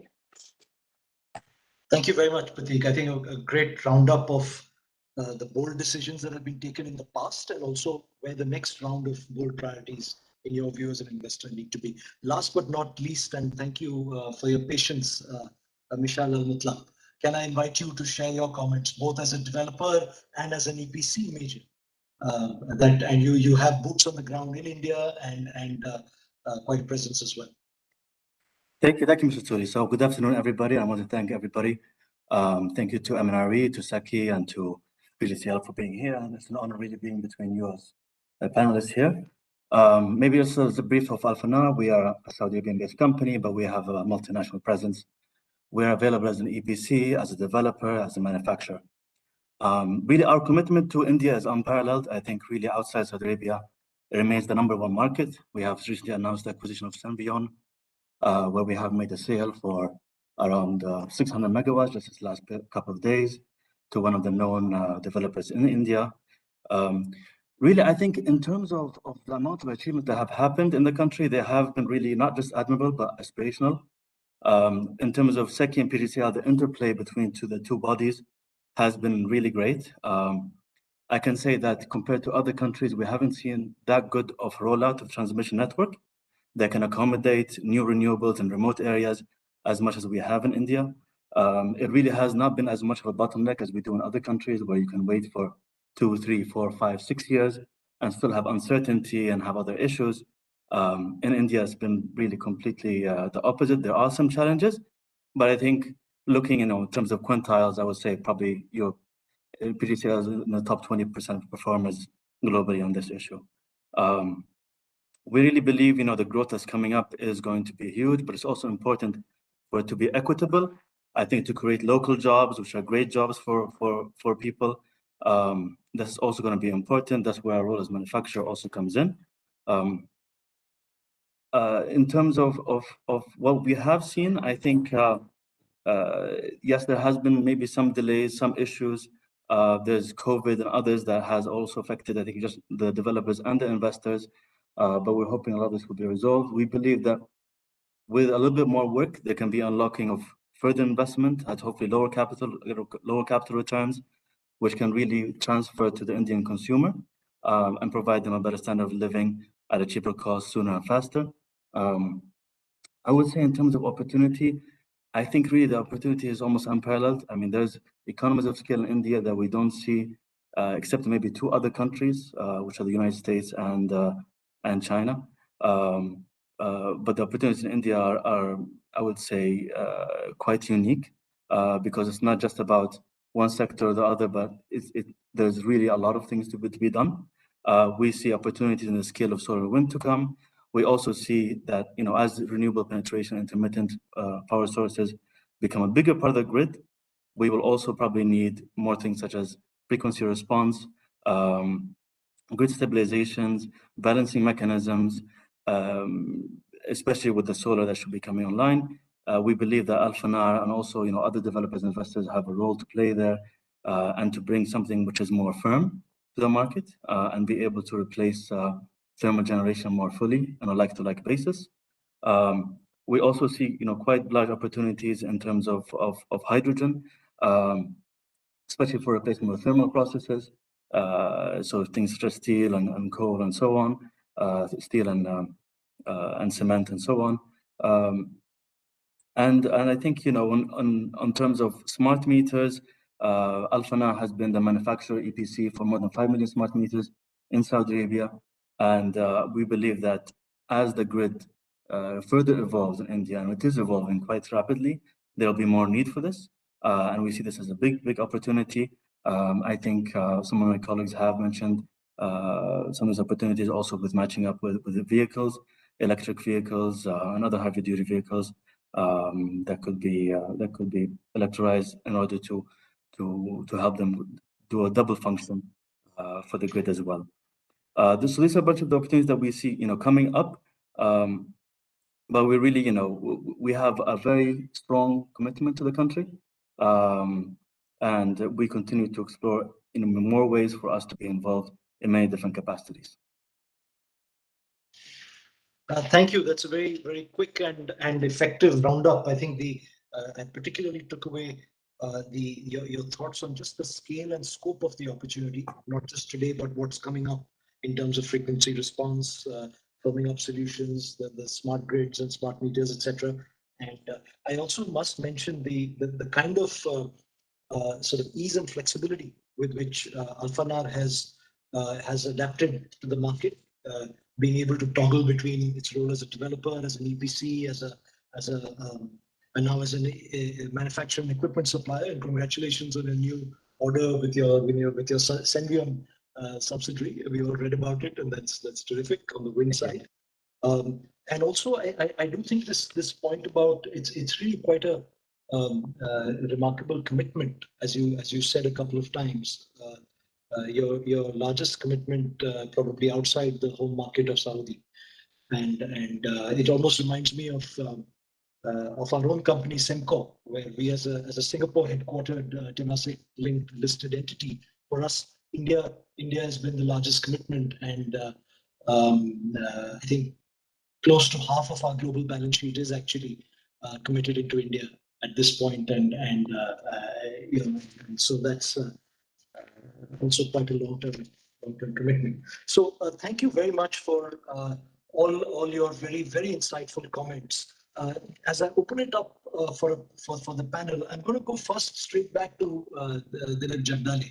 And Dilip, a number of the participants have talked about the flexibility that is being shown and the need for flexibility that this sector is going to demand, both on the technical side as well as on the policy side, and as things change. So can I just ask you sort of a little difficult question, but in your seat and with all your colleagues in that, I can see you're in your office and with MNRE and with Ministry of Power as well. How do you deal with the kind of rapid changes in technology that this sector requires when framing policy and getting to execution of those? I think many of the audience would love to hear, what goes through that process and how do you manage that? Yeah, thank you, Vipul. And really, I was listening to each and every panelist, and in most of their comments today which they have made, I think they have considered very valuable contribution by the policy and the regulatory framework. But I do want to reciprocate that the belief that they had on such policies and the ability to execute them on ground, absolutely, and that's the complementary that both the industry and the government has in this country. Thanks again to all of you. Vipulji, I think you have posed a question about the flexibility into the system. And what I was just thinking on this to answer, I believe that the overall how the government setup has been made in MNRE, and I also want to take SECI into this discussion, because the organizations and the way the entire the construction or the entire bidding changed from the conventional FIT to the e-bidding and the reverse auctions, and then the SECI's role, and then SECI taking the states into confidence and getting over it. I think that was one of the flexibility that allowed them within the structure of the government that they can now grasp all this, they can take into the confidence with all the stakeholders and go forward. Now, I will come back to the question of how we deal with MNRE, but I just wanted to also talk to you on two aspects. One is what the technological developments have happening and how the government has adapted to ensure that this goes onto the ground, and also the need of the consumer today. I think there are two different aspects. One is what really consumer wants, and what benefit of this evolving technology can be given to the consumer state. I think if you really look at one aspect of Kusum, I just wanted to bring back that aspect here. Now, the electricity consumer who was struggling to get power at the time, at the day he wants, and the quality at just if I could just mention one line, sorry to interrupt, but for our panel, for our audience who may not be familiar with Kusum, this is the very ambitious program of rural distributed solar generation that is being rolled out at the moment across literally thousands of villages at the moment. Sorry, please. Thanks, Vipul. I just went in the flow of the Kusum, but yes, it's actually bringing the solarizing the agriculture sector, and that's how the name of the scheme is derived from. It is derived, but there, if you really see that the advancement and the technological advancements in both in cost and scale have been now coming and deployed into a channel or a program to benefit the end user, and with that too in this country, in the vast country, the farmer, which can get the benefit of the power the time he wants and during the day. When I say the time he wants is during the day, and also he can be a conceptual change from a consumer to a prosumer if in case he actually delivers more or generates more power and delivers back to the grid. And on the other hand, if you look at the other aspects of the technological advancements, is the new business models. Now we know that it is the power is variable. We need that there is, as the percentage of penetration into the grid increases, the vulnerability has to be managed, the variability has to be managed, and therefore, over the last 3-4 years, SECI and the other nodal agencies have come out with several innovative bets, whether it's round-the-clock power, it's the peaking power, or it's battery storage. And most of you today spoke about the need of battery, which they are even already contemplating to come out with such kind of storage-based tenders. Now, when we do all this, I think within MNRE, it's the dialogue between as when I say you means the investor, the developer, and we sitting across the table, that continuous dialogue which carries on. And we do frequent meetings, and you are a part of such meetings, which also bring in the feedback. That's the control, that the feedback which brings in what is going on across the world. What is going on, what is needed by the end consumer, what is needed by the utility, what is needed by the government. So all that comes as a discussion point as and when we keep on meeting. And therefore, the ability to bring in those ability to actually deploy those changes frequently comes by the regulatory setup of the ministry and the SECI that we have, so that they can come up with the innovative business models or tenders then which can be actually deployed in the market, and you can all quote. Also, what I also want to state here is that the international community, when we talk about international cooperation, international partnerships, MNRE has international partnership across countries.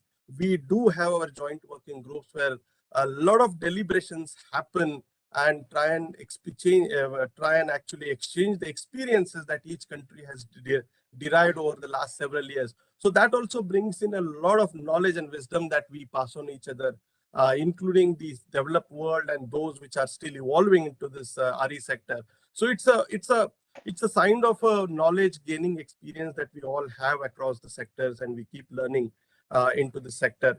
I think these are some of the thoughts that I can say, but you all are aware that the project development cell, the foreign direct investment cell, and the facilitation board, the security mechanisms are all such things which add to the to our ability to serve the end user or serve the needs of the business. That's what I can say. Thank you. No, absolutely, and I think you brought it out well in terms of the needs of the consumers and the needs of the industry driving the innovation and the flexibility. You talked about the structural institutional partnerships and so on. I want to share just one thing with our audience out there. I've never seen a sector. I've worked with government organizations for now close to 30 years. It may surprise those of you who are not in the RE sector in India to know that today virtually every CEO and every senior officer of MNRE or FICCI is on a WhatsApp group together. There are monthly meetings, sometimes more frequently. These are pretty robust and pretty heated meetings occasionally, but that is the kind of just very where the rubber hits the road, and very often we'll see bottlenecks getting sorted out literally on WhatsApp, where someone will say, "Hey, we're having this problem," and in the middle of the night, Mr. Jagdale or one of your colleagues will turn around and say, "Yes, It's we just," 6 o'clock. etc. So I think that's I wanted to share that. You mentioned this thing. In fact, before we go on, can I pull in Mrs. Sharma? Would you like to add some comments, because FICCI very often becomes the focal point of all the various requests for flexibility, various requests from all the developers, etc. How do you at FICCI's end manage these, and what kind of principles? How do you approach this? Because FICCI's really been quite a I would say facilitator in this regard. Thank you, Vipul. I would definitely like to add to what Mr. Jagdale has said. As everybody is saying that it's a very volatile market and new technologies are coming almost every then and now. One of the days when RE was only about complying RPO obligations of the DISCOMs. Now it's more of changing their energy basket at all, substituting it with the RE. But as we all know, that RE is basically intermittency of RE sector is something which need to be addressed. That's the main issue. So, and with the storage also. So this can be addressed with the storage, realizing that FICCI is already working on battery storage standalone basis, and we would be definitely coming out shortly. The bidding guidelines are also being formulated. The policy enablers are also being worked out with the Ministry of Power also.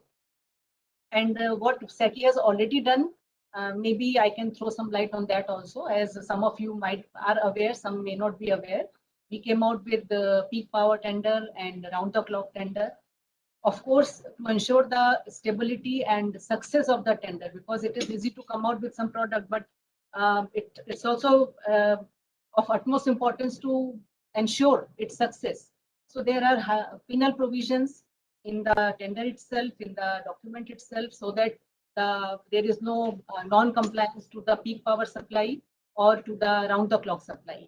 So these kind of hybrid models we have already floated, and as we all know, it was huge success. There was a very good curiosity and very good response from the industry to these tenders, and our RTC tender got oversubscribed hugely. And now I would like to just respond to one or two issues which were raised by the earlier panelists also. One was raised by Mr. Iyer, and thankfully he's back to the forum to listen to his response to these issues raised by him. Mr. Iyer has raised one issue about the energy disruption. And that's a very valid point, because there are lots of stranded assets all over. So the government with both the ministries, the Ministry of Power and Ministry of MNRE, we are working to come out with some sort of packages. And one RTC we have already floated, which is under right now the finalization of the biddings. The RTC with thermal, where 51% is compulsorily RE, the rest may be thermal. And we are working with the ministry to come up on some product on the similar lines for the hydro plants also. So these are the steps we are trying to take to address to that, so that we cannot, of course, avoid, but maybe we can minimize the impact of this energy disruption. Second was by Mr. Prateek, some point raised about the bids And that's a very interesting phenomena that we come out with one bid, and by the time we come out the second bid, first bid is pending, the prices are falling. So Honorable Minister has already given a statement that's bad. We are working on some kind of a fixed tariff, one tariff, where the different bids prices will be averaged out, and everybody would ultimately end up paying the same price. So we are working on this price gap issue also. As far as SECI is concerned, for the future, we are working on battery storage, and let me take pride in saying that we are working on in Leh. We are working on battery storage in Leh, which may be probably one of its kind project in the world on such a high altitude. Then greening of islands. Diesel Mukt Lakshadweep is a call taken by our Honorable Prime Minister. We are working with Lakshadweep administration. We are working in an Andaman.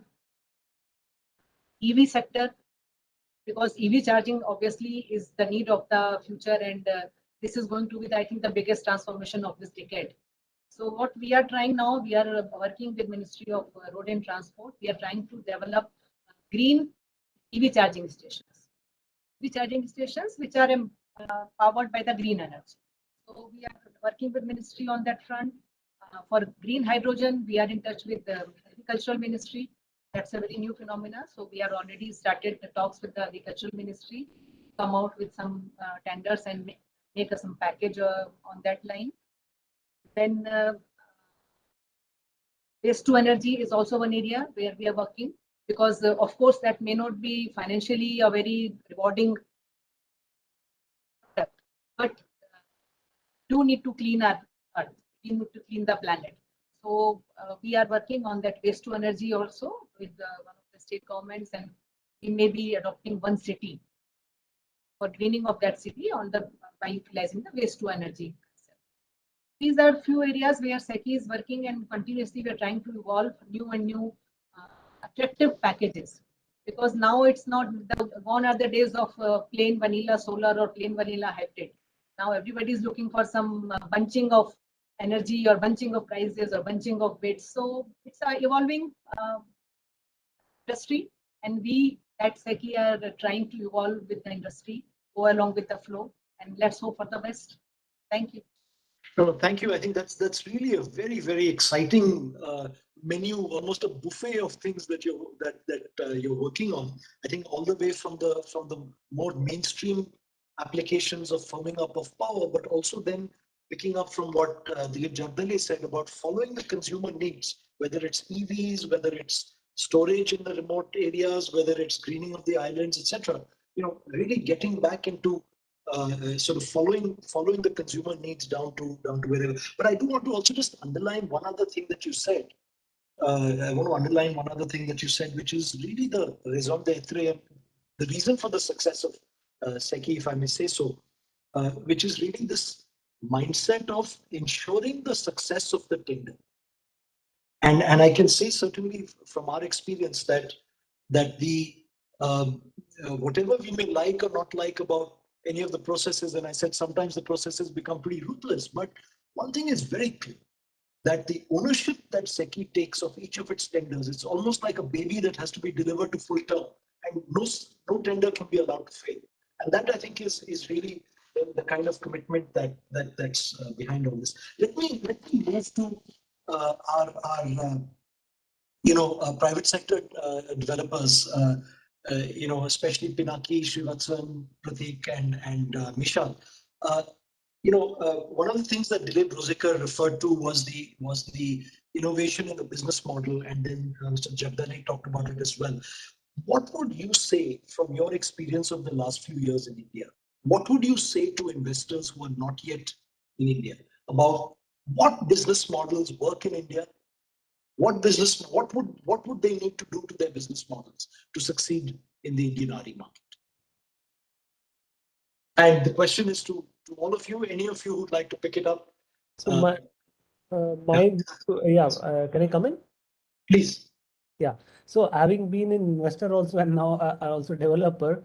So one thing that is one advice is that we should not put all our eggs into one basket. As far as the Indian RE sector is concerned, as a developer, because there are excellent opportunities that all the subsectors in the RE in India offer, whether it's like utility scale solar and wind and hybrid and so on. And so is distributed generation, so is the commercial industrial space. Because there are phases when one of these segments becomes more attractive than the other. So the idea is that on a big picture basis, all the three sectors are viable because the ultimate customer gets a benefit in buying green energy.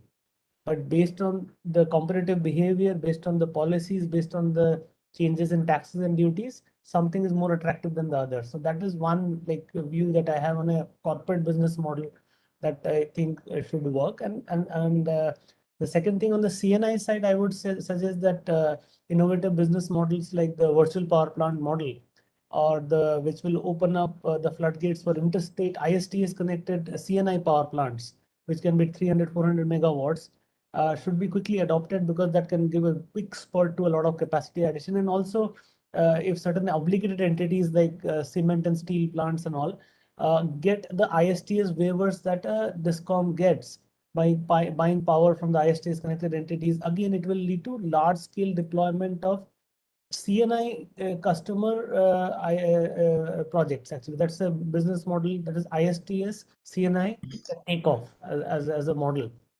And so these are a couple of points. And since we're short of time and since I'm actually talking, so I might as well take 1 or 2 minutes in terms of a couple of suggestions, actually, in terms of on the backlog of the PPAs, because that is actually one of the factors we constantly hear from our investors and all.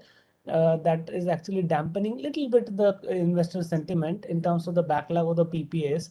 So if the Power Minister has taken this interesting sort of idea of having a one tariff and getting it done, that is a really one of the biggest things, the most important things with the coordination between SECI and MNRE. If that you can get it done, that will give a huge confidence to all the developers and the investors there. And I'm sure hopefully we can have Ministry of Finance into the WhatsApp group also, because somehow what happens is that we are, because that is the last point, is that I'm a bit worried, because I have seen the sector since 2008 now, and we were constantly falling in prices.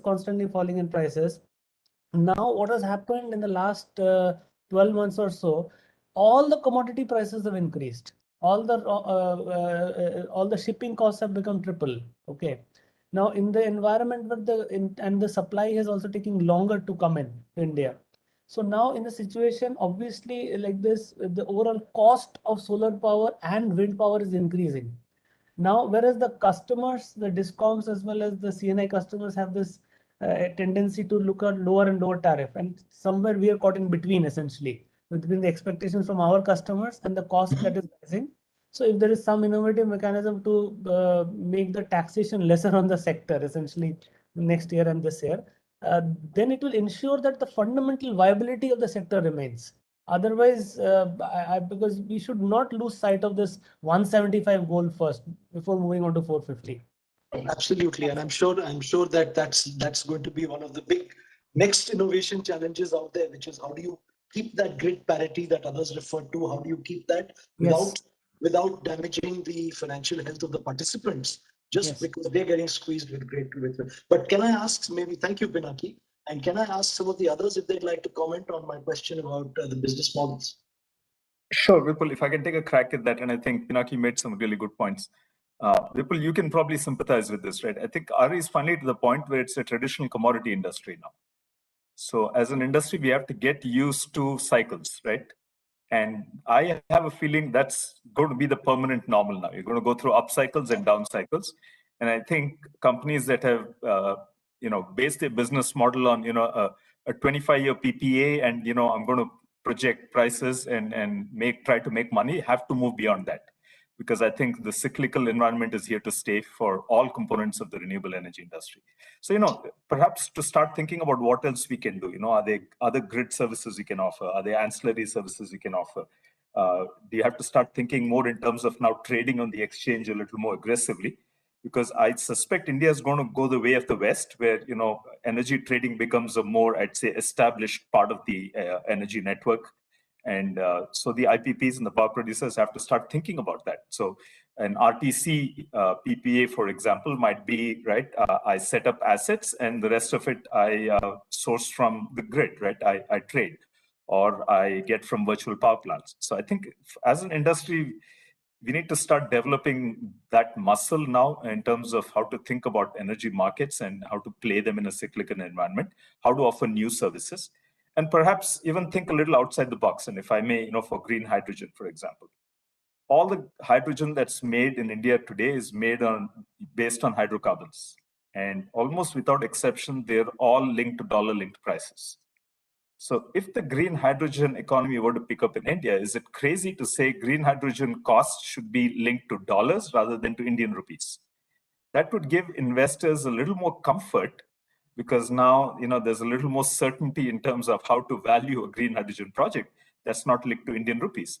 And for the buyer, it's equivalent because their cost base today, traditional hydrogen or traditional petrol or traditional diesel, is all dollar linked anyway.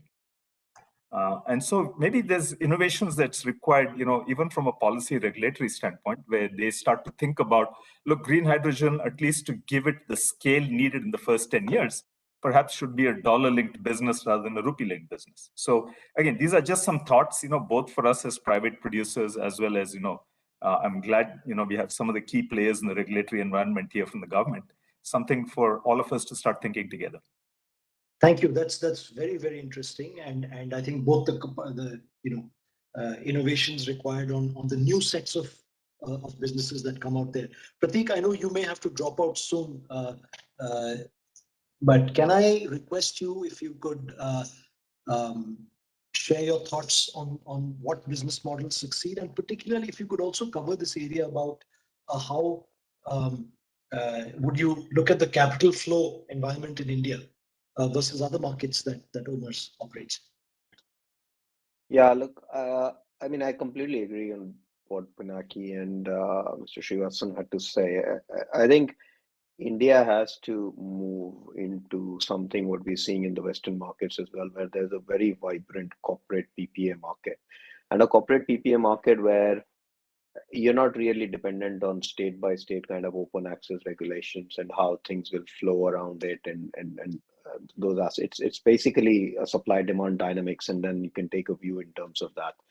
I think the liquidity of the short-term trading market, I mean, it's improved quite a bit from the last 3, 4, 5 years, but as the depth grows, because I can see the market evolving into something where developers will have the freedom of choosing whether they want to have part of their capacity under some sort of centralized PPA, part of their capacity reserved for corporate sector, and part of the capacity they may want to just take an arbitrage on the trading market. Because if I step back, look in Europe, if somebody goes for well, it's not available, but even if it is available with a 15-year contract with the government, you hardly make any money on that because of the way the tariffs are moving. So the way people and the main developers are making money is around getting corporate PPA markets, having an arbitrage on spot versus kind of those kind of aspects, and then that as that market evolves, you're going to then see a lot of evolution on the battery and storage side of things, where a peak off-peak arbitrage market is also developing, which helps to stabilize and helps on the peak shaving side of things. So very high level thoughts, but I can, that's kind of the direction I see India growing. And, I would, it would be good to see kind of policy evolutions and all of that stuff around that market to grow. On your specific question on capital, I assume you're referring to the debt markets and availability of capital for financing this. Look, the way I would observe this is the markets evolved significantly compared to what it was 5 or 6 years ago. But having said that, I think the depth of the market compared to what you can see, say, in the American markets or in the European markets, I think the depth is more in the Western markets. And that's simply a function of the different sort of capital sources which are there, whether it's the traditional project finance banks here coupled with private credit investors, international bond investors, etc. So this is something which I think Ministry of Finance and the regulatory bodies have been thinking in the last couple of years in terms of how do you encourage more credit flow. which is a combination of taking care of what has been done in the last 15 years in terms of the non-performing assets and cleaning up the balance sheets, as well as making sure that the private credit institutions in India who have been very aggressive lenders, the robust ones are the ones which are lending rather than fly-by-night operators which were there for quite a few years. So I think the steps are being taken, and I'm sure the market will evolve towards similar depths and kind of the availability of products and have kind of those long-term project finance style models evolved firmly as we see in the Western markets. But I would again reiterate, the markets moved a fair bit from what it was 5-6 years ago, and I can see the direction going in terms of broader availability of products and the depth. Wonderful. Well, I know we haven't heard as much as we would have liked to from Mishal and Dilip, but I'm being told we need to wrap up fairly soon. So here's what I'd like to do. In something like a buzzer round, can we just go one by one participant, just a few words on what would you see for investors coming into the sector as the most interesting opportunity for them in the next 3 years, not next 10 years, not next 3 years. From your experience, what would you see as the most interesting opportunity? Just a few words each, please. And if I could start with Dilip Ruzikar. You're on mute, sir.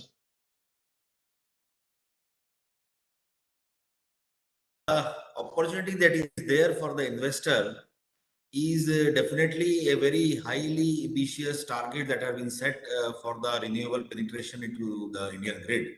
But besides that, actually, I want to make 3 quick comments, which are we not. We don't have the time, Mr. Ruzikar, I'm afraid. Yeah. So very quickly, 30 seconds, yes. I'll just tell 3. I'll just tell the subject of three things. One, please, that the rooftops. If the rooftops are pushed, it will also reduce the burden on transmission and the waiver of charges and other things actually. Number 2, instead of battery, like in addition to batteries and other storage, we should also look for importing power from Nepal, hydro-rich Nepal and Bhutan, and gas-rich Bangladesh to support the flexibility that is required for the this thing. And third thing, which is very important, we should also start framing the policies for disposal of these solar panels and the batteries that are yet to come, because their life is not very, very big as compared to the other traditional, conventional generations. That's the 3 points I wanted to make. Thank you. Thank you very much. Mishal and Mutla. Most interesting.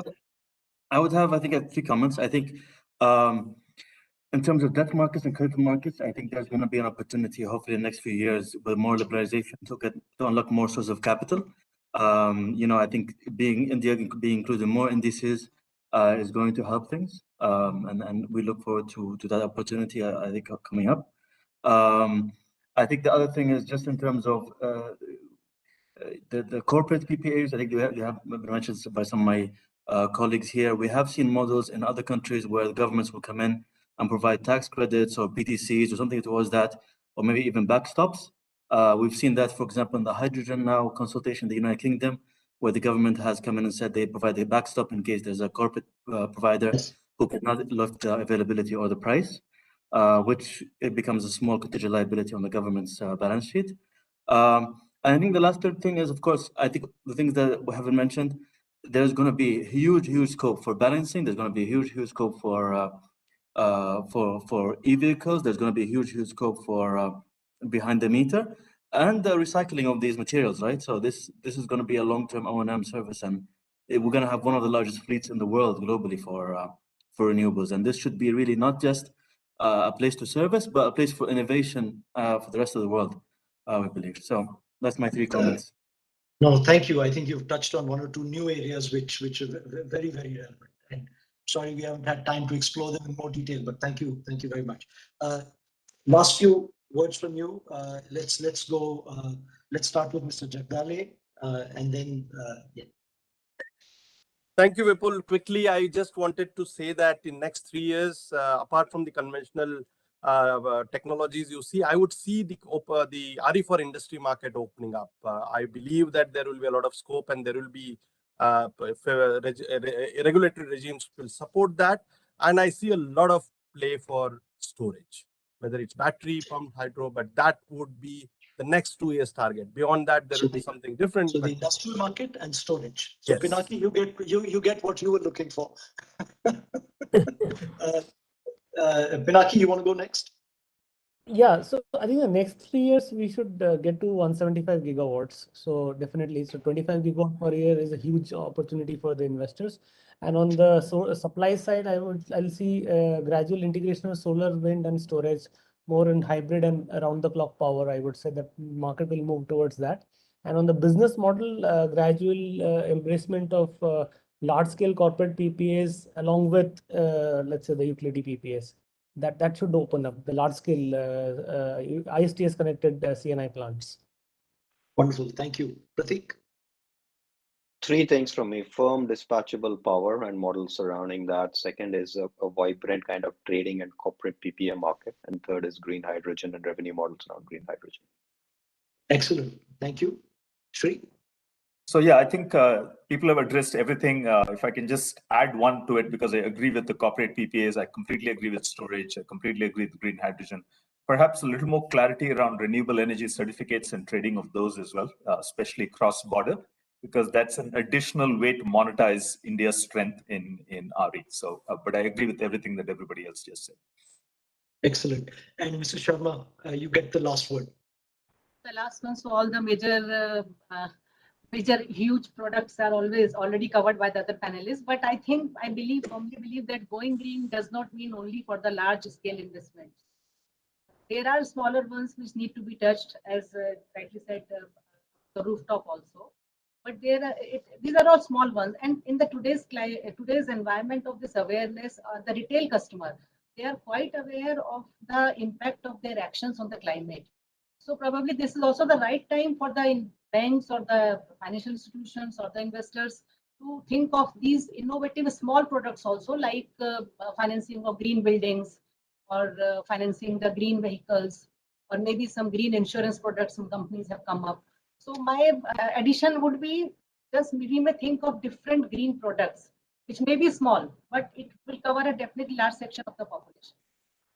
Excellent. So not just B2B, even going B2C. So thank you very, very much. And so I think for our audience, I hope you've seen the almost unparalleled scale and supportive and innovative environment that exists in this industry.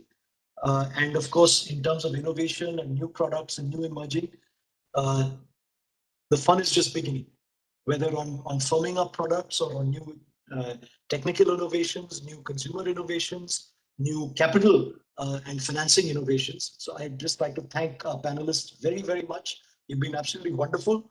And thank you for making it very lively and also extremely insightful and innovative.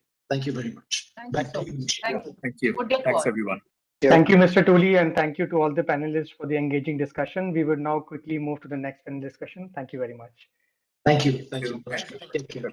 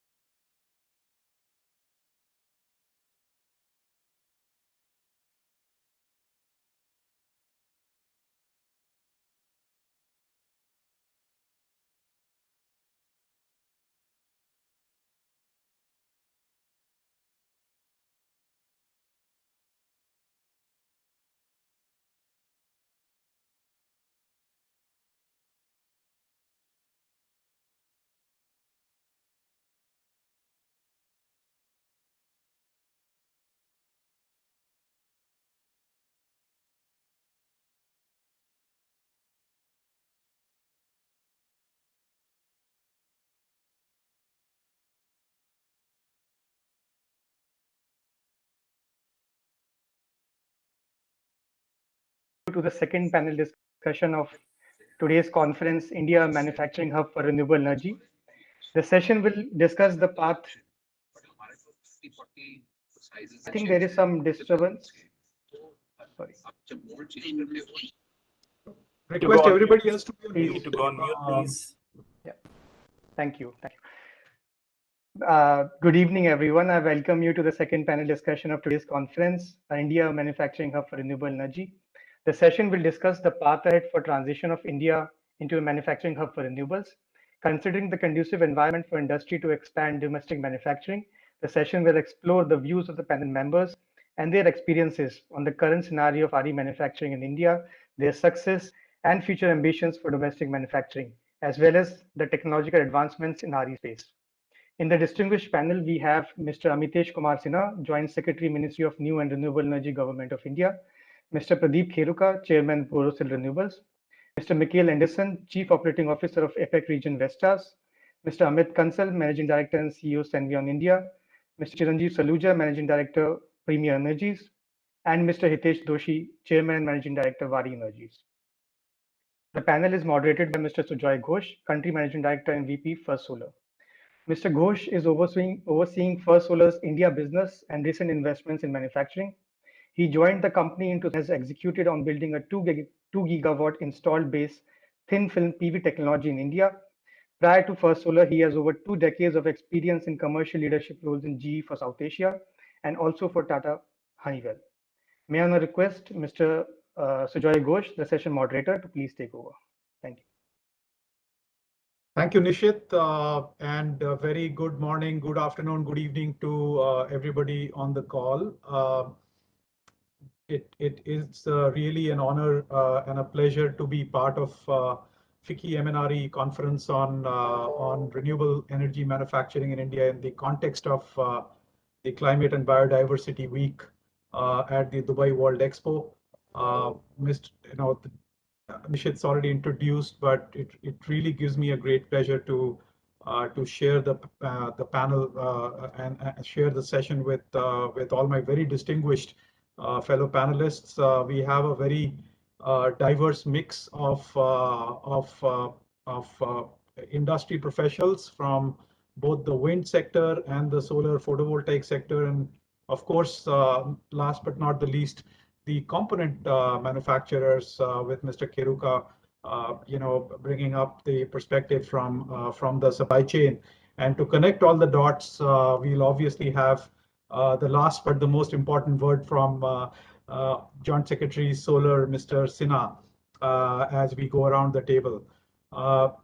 To kick this off, and set the context, I think a few opening remarks from my side, and then I'm going to just go around the table and get inputs from everybody. But India today has really done a wonderful job as a country in terms of converting a crisis into an opportunity. The COVID pandemic, and the consequent disruptions which one faced in supply chain gave all of us food for thought in terms of how do we de-risk ourselves from potential disruptions like COVID, which really are events which cannot be forecasted, at least before the pandemic hit us. And the response from the Indian government was extremely decisive in terms of connecting its strategic development goals to the industrial manufacturing policy and coming out with Atmanirbhar Bharat as the overall theme for creating self-reliance in strategic manufacturing sectors, including energy and more specifically renewable energy, with the policies which were set into motion over the last 18 months from the government of India, which all of us on the panel are familiar with, and I'll have Mr. Sinha give a summary of those policies for people on the call. But the policy environment which under MNRE's leadership for the renewable sector, where the focus is really back on manufacturing, has garnered tremendous amount of interest from both Indian corporates as well as global technology and supply chain players. And today we see, India, at least over this current decade, being perhaps one of the largest market for renewables. So it's a significant amount of market opportunity. And then connecting that market opportunity with manufacturing has created a tremendous interest. We've seen the kind of interest shown by companies in response to the PLI scheme around solar. In wind, India already was, manufacturing in country, and the supply chain in wind is much more evolved than what it was in solar. And where does all of this lead to is what we are going to debate and discuss on this panel over the next 30 to 45 minutes. Starting with, let me just turn it, starting with the wind companies on the call. We've got Vestas and Senvion representing the wind sector, and I'll perhaps give the first opportunity to Mr. Anderson, who is the COO for Vestas in the region. Vestas has been one of the very old companies who's perhaps witnessed the whole energy transition in India, especially on the wind side. They've been one of the early adopters. And Mr. Anderson, the question I have for you is that as you look at this current decade, I mean, we've all seen wind grow and then kind of solar come in and take up a larger share of renewables, especially in the context of India. But as you look at the next decade, what kind of opportunities do you see for investors in India, and especially around creating supply chain in the country? And how does the whole Atmanirbhar Bharat, the Make in India, enable that to happen for somebody like you? Can you guys hear me? Yes. Okay. Good. First of all, thank you for letting us join. I want to mention that I'm here, of course, representing COO for Vestas. I also have Amar on the call representing our as head of public affairs for Vestas India. When it comes to our opportunities, I believe having India as a resilient supply chain for us, not just for the Indian market but for the global wind industry, is key for us. I think the last 18 months have showed everybody in the industry that having a resilient supply chain is necessary. We don't know what the future is going to look like, and at least we had some learnings in Vestas, and the setup that we have in India proved to be very right for us. We didn't want to rely on single source during a pandemic or whatever fluctuations we'll see in the future. So for us, that has definitely been an interesting learning, and it underlines the importance of having a resilient setup for us in India. When we look at the future, of course, we are looking with eager eyes on what the internal market is going to look like in India. And the setup that we are preparing is for us to both have a good stake in the Indian market, but also for global export. Both our own factories, but what I want to underline for the forum here as well is that when we work with sub-suppliers, our suppliers, the setup we have in India, both the local suppliers that we're working with already, but also the global suppliers that we're asking to set up in India and asking to invest in India for us to have a good bite of the supply chain locally in India. Both parties we want to have for export as well. I can mention already now that out of the tower supply that we have in Vestas globally, 35% of the towers that we are supplying globally are already coming from our tower suppliers in India. And that's a similar direction we want to have, not just for towers, but also for other components, right? So that sets for us not only expectations, but also requirements for the local supply chain to get up to speed for that. And that's where we also want to have partnerships with government bodies such as the MNRE to help ensure that we are in position to have this kind of ramp up in the Indian supply chain. Thank you, Mr. Anderson. That's very encouraging to know that at least on towers you have 35% of your global supplies coming in from India. I have a few questions, but I'll just save them till I kind of hear from Amit. Amit, from Senvion's perspective, you've had a journey in India in terms of manufacturing. What's your outlook as you look at wind, and maybe some thoughts around offshore wind and its viability in India? And do you think India could be a good, place for technology to move from onshore to offshore in terms of the manufacturing, especially around blades and towers? Thanks, Sujoy. Hello, everyone. I think you rightly put it, Sujoy, that Senvion had a journey in India and globally as well.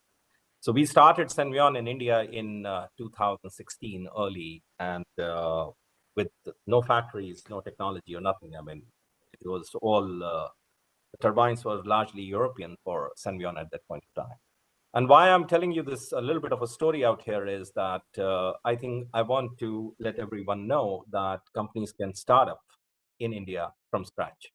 And so we started the factories out here. We make our blades, we make our own nacelles, hub, tower also. We have a little bit of an investment on a tower setup in Gujarat. We all started this from scratch.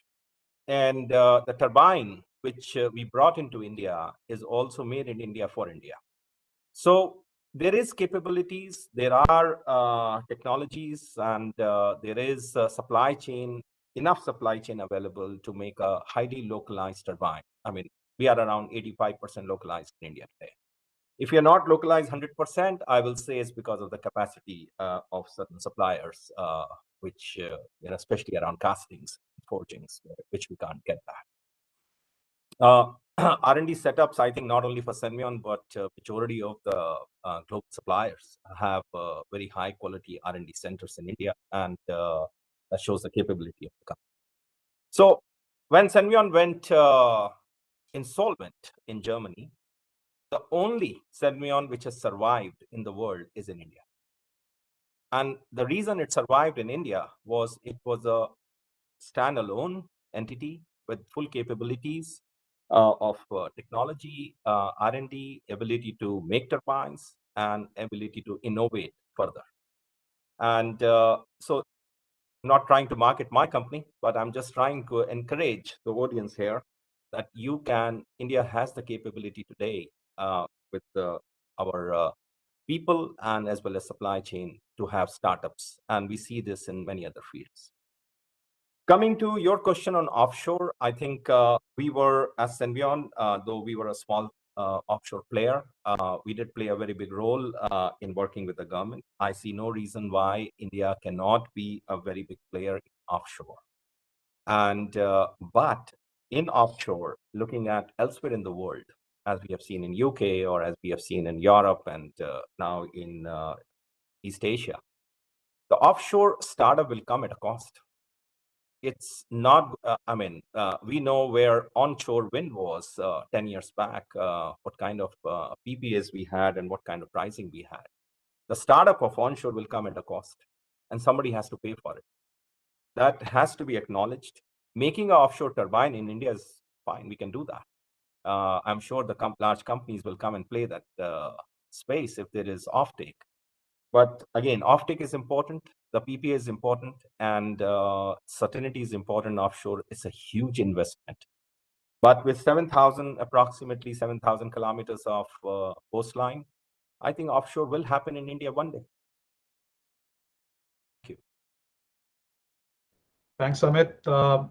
Very interesting to see that, and good to hear that your India operations was unaffected by the global situation which happened with Senvion, which speaks about resilience, which is perhaps the theme of this discussion. So, Mr. Anderson, one of the things which you mentioned was the fact that you've kind of localized a lot, and you're working with your global supplier base to kind of come and invest in India.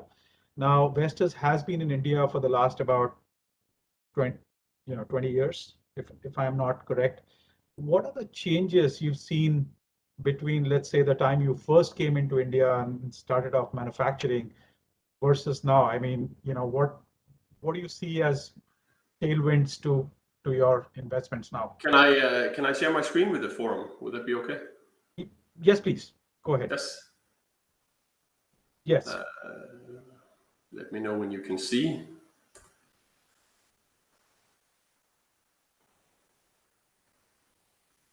Maybe just 2 to 3 minutes because. Yeah, I'll not take too long. It's just to exactly what you're asking is what I have on one of the slides. Is it visible? No, not yet. Not yet. Okay. No. It says connecting on my side. Okay, then I will just speak to it. We'll see if it comes up. So for us, yes, you're right. We've been manufacturing in India for more than 20 years since we set up in Chennai the first time. But it was mainly from 2016 it really took off for us. We set up the blade factory in Ahmedabad in Gujarat in 2017. We started up working with TPI in Chennai, having a blade factory set up in Chennai as well in 2019. And then just this year, we opened our new nacelle and hub and converter factory in Oragadam outside of Chennai as well. So definitely a large rise or takeoff in what we do from a manufacturing perspective compared to just 5 years ago. For us, the big change and the reason that we believe in the setup here in India is the maturity of the supply chain that has also come a very long way in the last 10 years in India. We have a large R&D setup as well. We have a large engineering center supporting our manufacturing setup as well. So for us, it's not just about the manufacturing capability, but it's about the skill set and the competences that we can get in the Indian market. So for us, the big change we're seeing, I think in all parts of the Indian society, we've seen an explosive growth in the last 10 years. And that's something that we've tried to harvest in Vestas. And the fact that we started, the factory more than 20 years ago, and our R&D center, we started in 2007 or 2008. So we also have more than 10 years there. We're leveraging on that experience that we've had in Vestas Vestas India for many years. I think that what we can really take advantage of in the future as well is the continued growth that we see in the heavy industry in India, and then also the continued capability development or competence development that we see from the Indian universities. That's something that our plan is to continue to do in the future. Thank you. That's good to hear. Amit, if I may ask you, you mentioned about demand and you mentioned about how the wind industry transitioned from feed-in tariff into competitive bidding. How do you see, we've seen projects getting deferred and delayed to some extent because of permitting issues, wind being so sensitive to logistics. If there is one thing which you would, bring to the table for Mr. Sinha's benefit, of course, since MNRE is on this call, what would that be which might make life a bit more easier for the wind industry in general? I don't want to start complaining again because I think Mr. Sinha should not think I come only with complaints. But I think you brought a very valid point here that I think SECI and MNRE has done a fantastic job in auctions and bringing this more on a parity in India. I mean, in fact, I can really compliment MNRE that India auction scheme is actually being studied outside some countries and were of interest to us. So I think it's a very transparent mechanism what we have. However, we have to be, looking in the mirror from an execution point of view. And instead of pointing a finger at anyone, I mean, we all know that around 8,000 megawatt of wind projects which have been auctioned are waiting to be executed up from SECI 5 onwards. Now, there are many reasons for that. I mean, we mentioned about COVID was a challenge also last year, not only renewable energy, but in all the industry. But that's not the only reason. We have, the structure we have, federal and state, sometimes we do have a little bit of challenge on executing in certain states. And as well as, not adhering to the times of what we say is putting pressure not only in meeting our targets, like the first target was 75 megawatt, and also creating a disruption in supply chains. Because the worst thing a manufacturer can afford is inventory and unutilized capacity and factory workers who don't have work. So I think this is where I think the little bit of a problem has been. Having said that, I think these projects have to be executed, what has been optioned. And now some of my peers in the earlier session were complaining that there are no turbines in the market.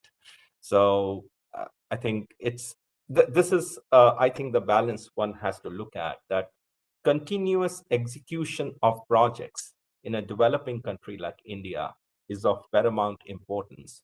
And I will really, MNRE has been a great support, but continue to ask Mr. Sinha and rest of our leaders there that please help us de-bottleneck the execution of projects. And I think we can definitely touch our 450 megawatt targets by that time. Thank you, Amit. Let me move to the two very senior representatives from the solar industry. Let me start with Hitesh Bhai. Hitesh Bhai, we've all of us have lived through the last decade of ups and downs in the industry around solar in India. But as we look at this decade and as we look at where we stand today as a country in terms of the policies, we obviously, there's a lot of momentum around manufacturing, focus on Atmanirbhar Bharat. I think I'll leave that to Mr. Sinha to sum up. But what are a few more things which you think we could do better in terms of policy and regulations, which will make Indian manufacturing competitive on a global scale for the photovoltaic industry?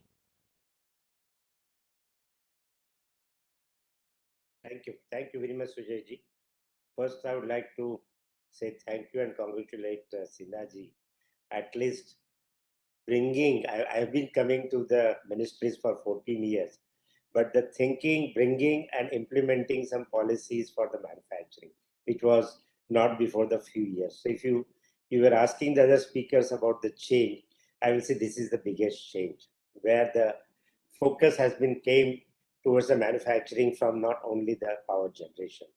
And this focus has shifted everything in terms of the ecosystems, demand, and the focus on. So thank you very much. To answer you the straightforward, I will say that we need to have all the ministries which are concerned for this industry to work together. To give an idea, something happens, the anti-dumping duties comes probably for some components, but the finished products remains out of it. Or that component particularly we still have to keep on importing because of certain policies there,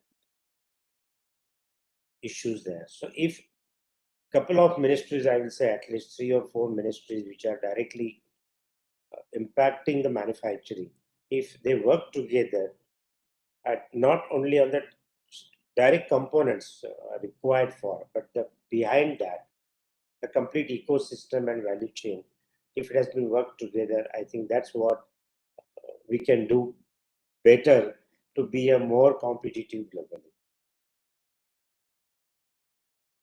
Sir, could you maybe be a bit more specific on what ministries are you envisaging that we need to work together? Of course, the Commerce Ministry comes first, and then the Finance, and probably we may need a Department of Heavy Industries, and if we go further, maybe the shipping and other things will come together. What we see in our competitive countries, where right from the mining to the shipping, how the entire ecosystems, they work together to develop that. Maybe small laborer countries or the large countries. And how they make sure that they work in a tandem and the policies are in a place together. And when we talk about the manufacturing, we are not talking about, let us say, when we talk in solar, it is not the polysilicon ingot wafer, and it's only still 40% of the finished product. So rest all 60%. And even to manufacture this 40% of the value of the product, the other ministries' support in a tandem is required together. When the policies are made in a silos, they are not helping the industry in together, in my opinion. Understand. I think we will park that thought for Mr. Sinha to deliberate once we give him the floor.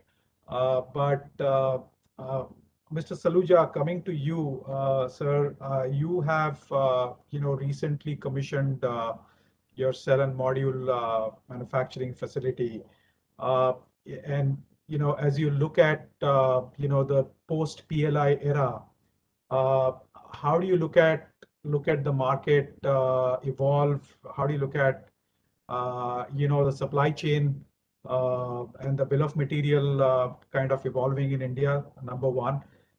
Number two, as one looks at all the DCR related demand which have been created by the policies around MNRE. From your position, what do you think about those policies? Do you think DCR should continue? And do you think it should be scaled up, or there are different voices which we hear in the industry? So maybe your thoughts on that. Thank you, Sujay. Am I audible, Sujay? Yes, you are, sir. Okay. So thank you, MNRE FICCI, for organizing this session on manufacturing. Sujay, coming to your questions, yes, we expanded and set up a gigawatt level manufacturing facility recently. From the MNRE perspective, I feel that the DCR demand which has been created by MNRE has been a great booster in investments to come in. Looking at PLI, CPSU, tenders, KUSUM, all these have been giving a great impetus for the investments, and we feel that DCR should continue for some time, maybe about 4 to 5 years, till the time the industry matures, and then gradually phase out. Because at the end of the day, we need to be as competitive as we can, looking at the global manufacturing facilities. On supply chains, my perspective is that India needs to really work on local manufacturing of components. Apart from the great response MNRE got on the PLI scheme, 55 gigawatt of manufacturing interest. I mean, that's fantastic, and my request to Mr. Sinha is that to accommodate as many people as MNRE can to get manufacturing moving in India under the Atmanirbhar policy. On local manufacturing of components for supply chains, I would really think that India needs to focus on component manufacturing like EVA, backsheet, junction boxes, where the investment capital required is quite low, and many of the existing manufacturers have already started investing in this, but this also requires a focused approach from MNRE point of view to not just focus on cell and module or ingot wafer, but also on component manufacturing, which is really important for the supply chain issues which we have. On policies like BCD, which is going to come up, ALMM. I mean, it's great initiative from the point of MNRE to have a clear vision, a clear policy, which was not there in the past, which is really giving this push for manufacturing. One more suggestion to Mr. Sinha from my side would be to work on setting up top-notch skill development labs to attract youth from the hinterlands of the state, because this is something which is going to be a great bottleneck with manufacturing going to come up in India in a large scale. Skill development is going to be something which also needs to be having a great focus.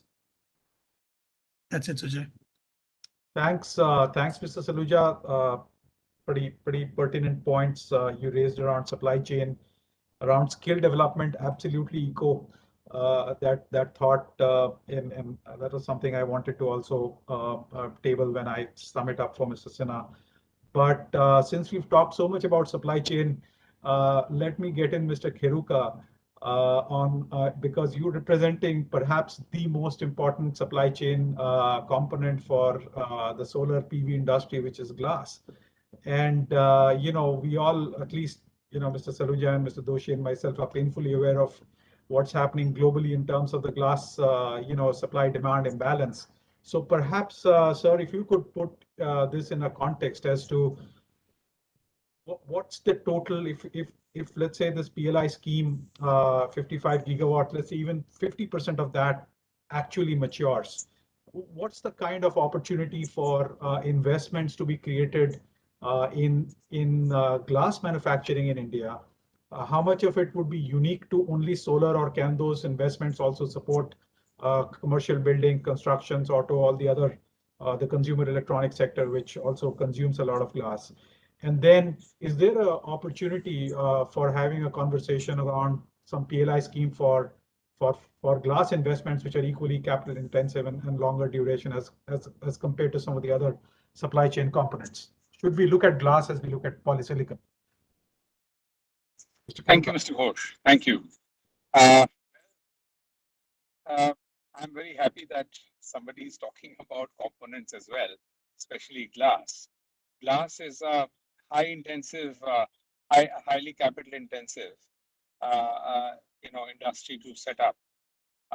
The special thing about solar glass is that the facility to manufacture solar glass cannot really be used in any sensible sort of way to make any other type of glass. It's far too expensive. The need to make low iron glass requires that across the board, we have very, very special handling equipment. We're virtually handling all the raw materials with kid gloves almost to make sure that there's no contamination with iron. The other thing is that you see there's a lot of beneficiation of raw materials that's involved. They're very powerful magnets that remove free iron from all the raw materials.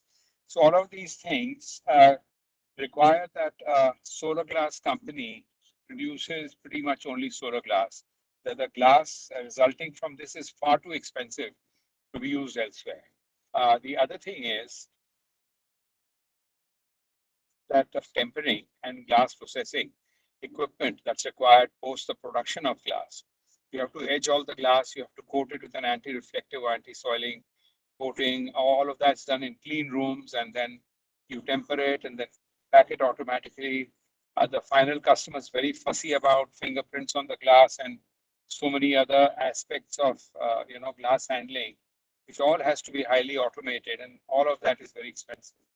So it's absolutely required that glass is brought into the PLI scheme. I mean, okay, fine. People who are making modules based on domestic glass will get a little higher share of PLI, but that is small comfort to the glass maker, because I don't get it, and if I want to keep on investing, see, at the moment, we have 450 tons of production capability, and we're setting up another 550 tons. So this 550 tons is costing us about 640 crores. So that's about 1.15 crores per ton of glass, and that is when we have a brownfield operation, where there are so many facilities, utilities that we have in hand.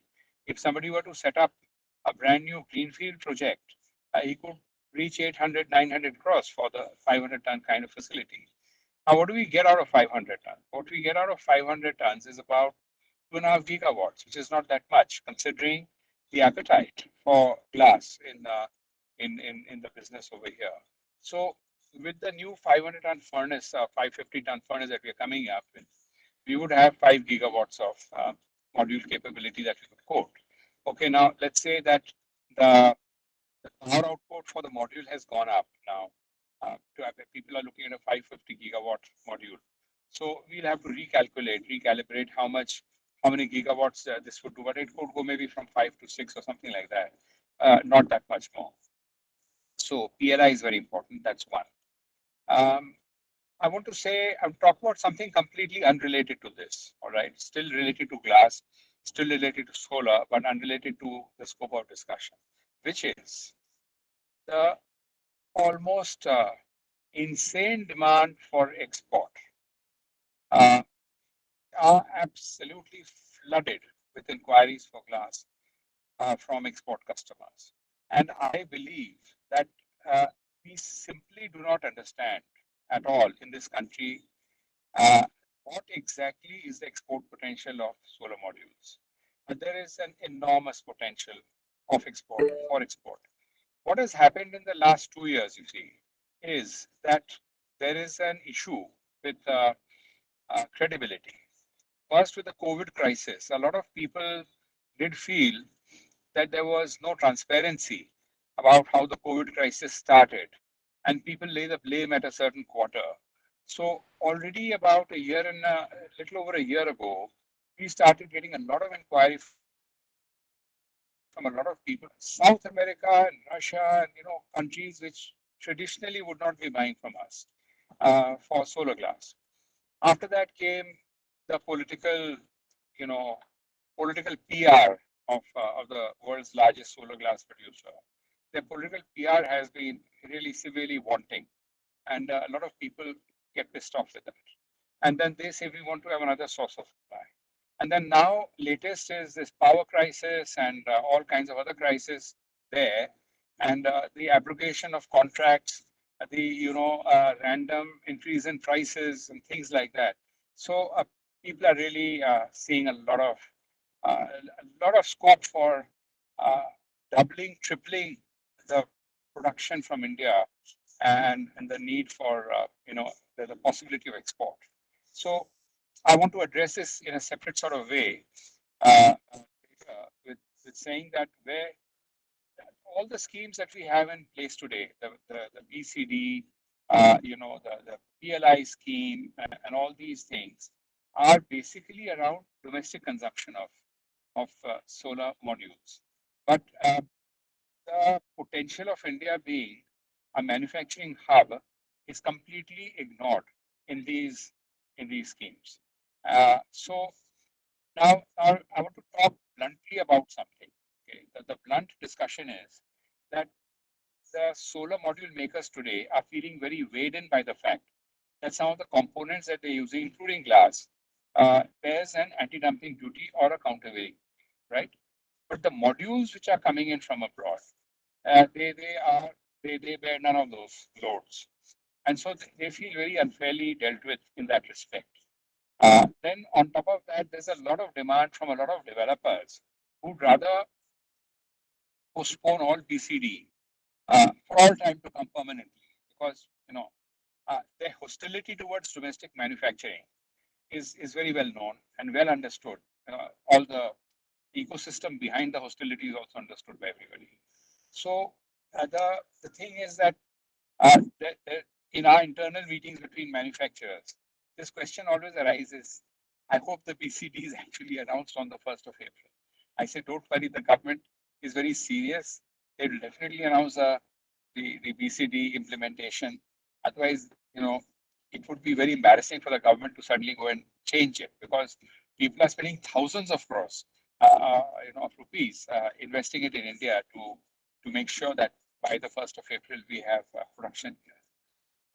Having said so much, I must say I really echo the spirit of Mr. Doshi when he says that for the first time we are seeing a very serious effort in the Ministry of New and Renewable Energy to promote domestic manufacturing of components and modules. And my hats off to them, my everlasting gratitude to them, because I believe this is a national asset we are creating. We must be independent of other countries in our means to generate power. Power is the lifeblood of the people, of industry, of everything. Even transportation is all coming into electric mobility. I mean, I'm currently in Europe now, and suddenly the mood here is who's going to buy a petrol or diesel car? And not too many people. People are deferring buying automobiles right now because they're still looking at electric cars, and electric cars are having a field day. So this is a trend which is going to come to India very, very, in fact, much sooner rather than later. So that the demand for electric power is vast. We cannot use coal in the volumes that will be required to be used in case we wish to go in for this. And the other sector, with all humility and respect, which I want to stress, is the wind sector. See, without wind to support solar, this is going to be a hodgepodge. We must have wind to support solar. Because in the monsoons, when the sun is not shining so bright, the winds lift up, and then the winds generate renewable power for all of us. So integrating solar with wind is very important. I have in the past mentioned a gentleman who was at one time with First Solar actually.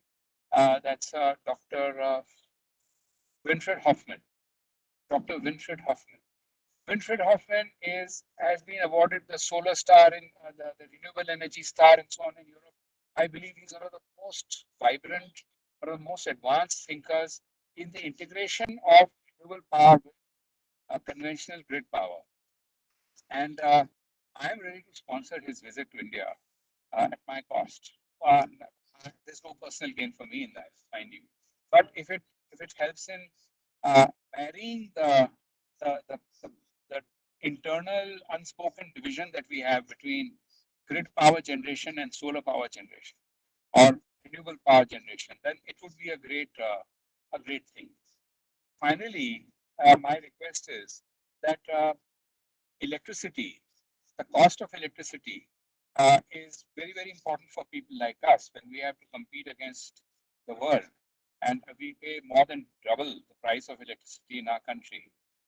It's very difficult because when you look at glass, manufacturing glass requires mainly natural gas, okay, as an input. Now, of course, the prices of gas have escalated like there's no tomorrow. But the electricity is the thing that is the raw material required to convert normal glass from an annealed condition to a tempered condition. The entire raw material is just electricity. So again, with 2.5 times the cost of power, becomes very difficult for us to match, world prices.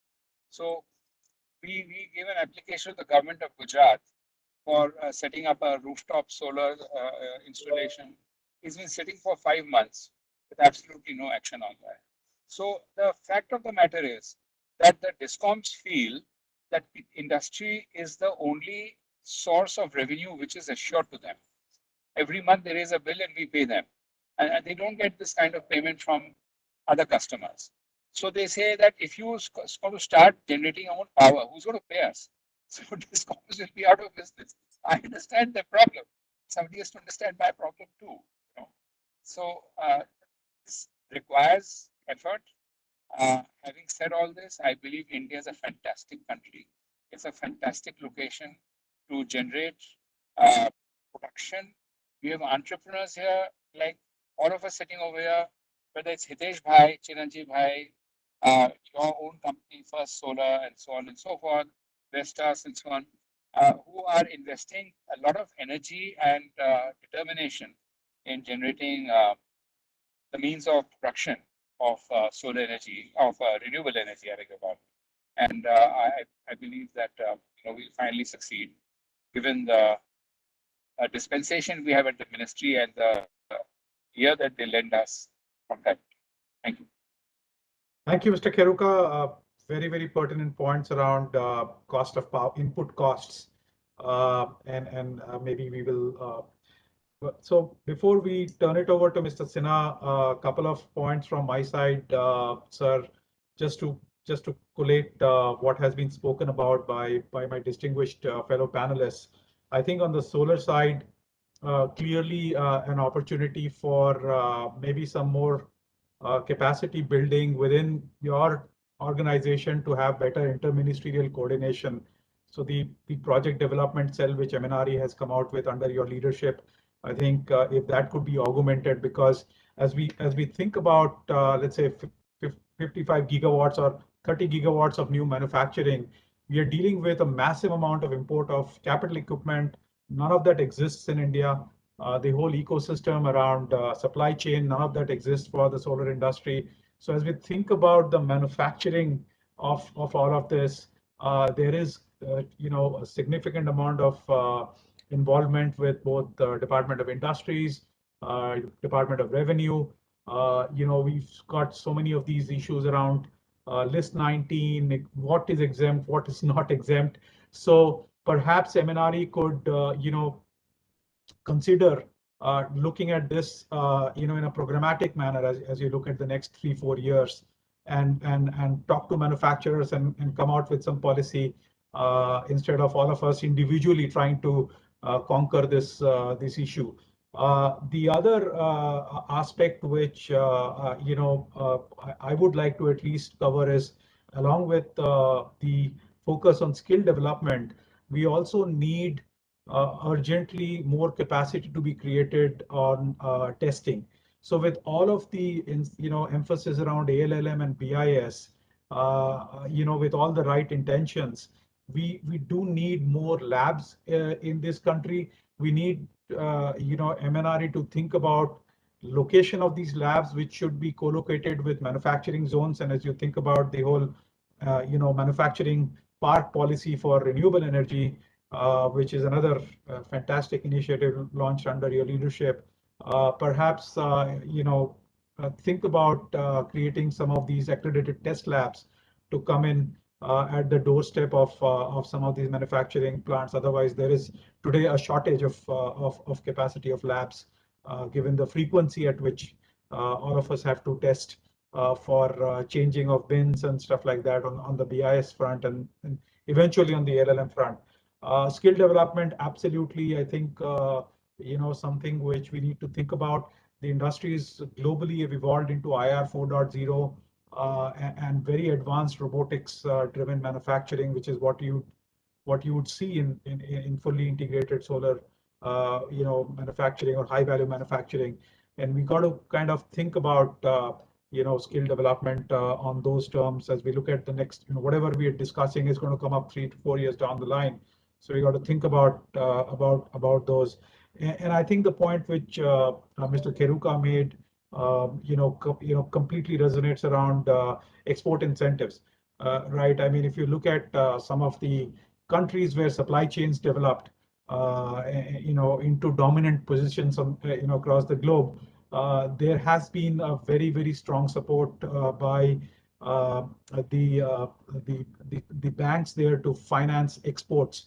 Whether you think about US Exim, you think about KfW, you think about Sinosure, and clearly, I think what Mr. Keruka outlined was there is a tremendous opportunity as globally people look at de-risking dependencies on one particular country or a geography around supply chain.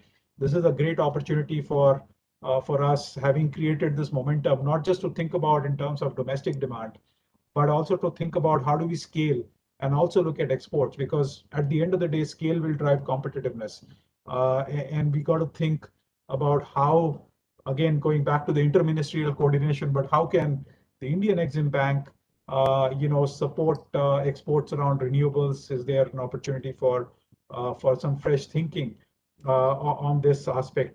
But having said all of this, Mr. Sinha, I would really, you're the man of the match for today in terms of the excellent momentum which MNRE has managed to gather over the last 18 months, and complete shift of focus to manufacturing.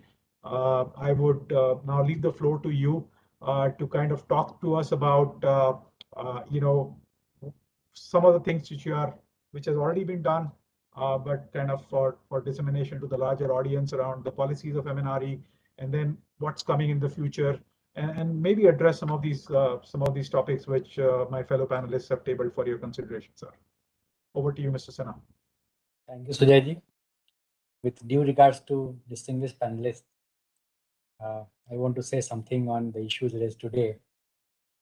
Starting from wind manufacturing, there was a clear-cut indication that a lot of localization is happening and more companies are coming. And India has been a leader in wind manufacturing, along with the local supply chain that is there. And during COVID also, it has worked very well. And it has already established the credibility of wind manufacturers in India. There I see clearly two opportunities. Going ahead, MNRE will be pushing more and more hybrid bids and more round-the-clock bids, because storage and the combination of solar and wind is very important for ensuring stability of grid.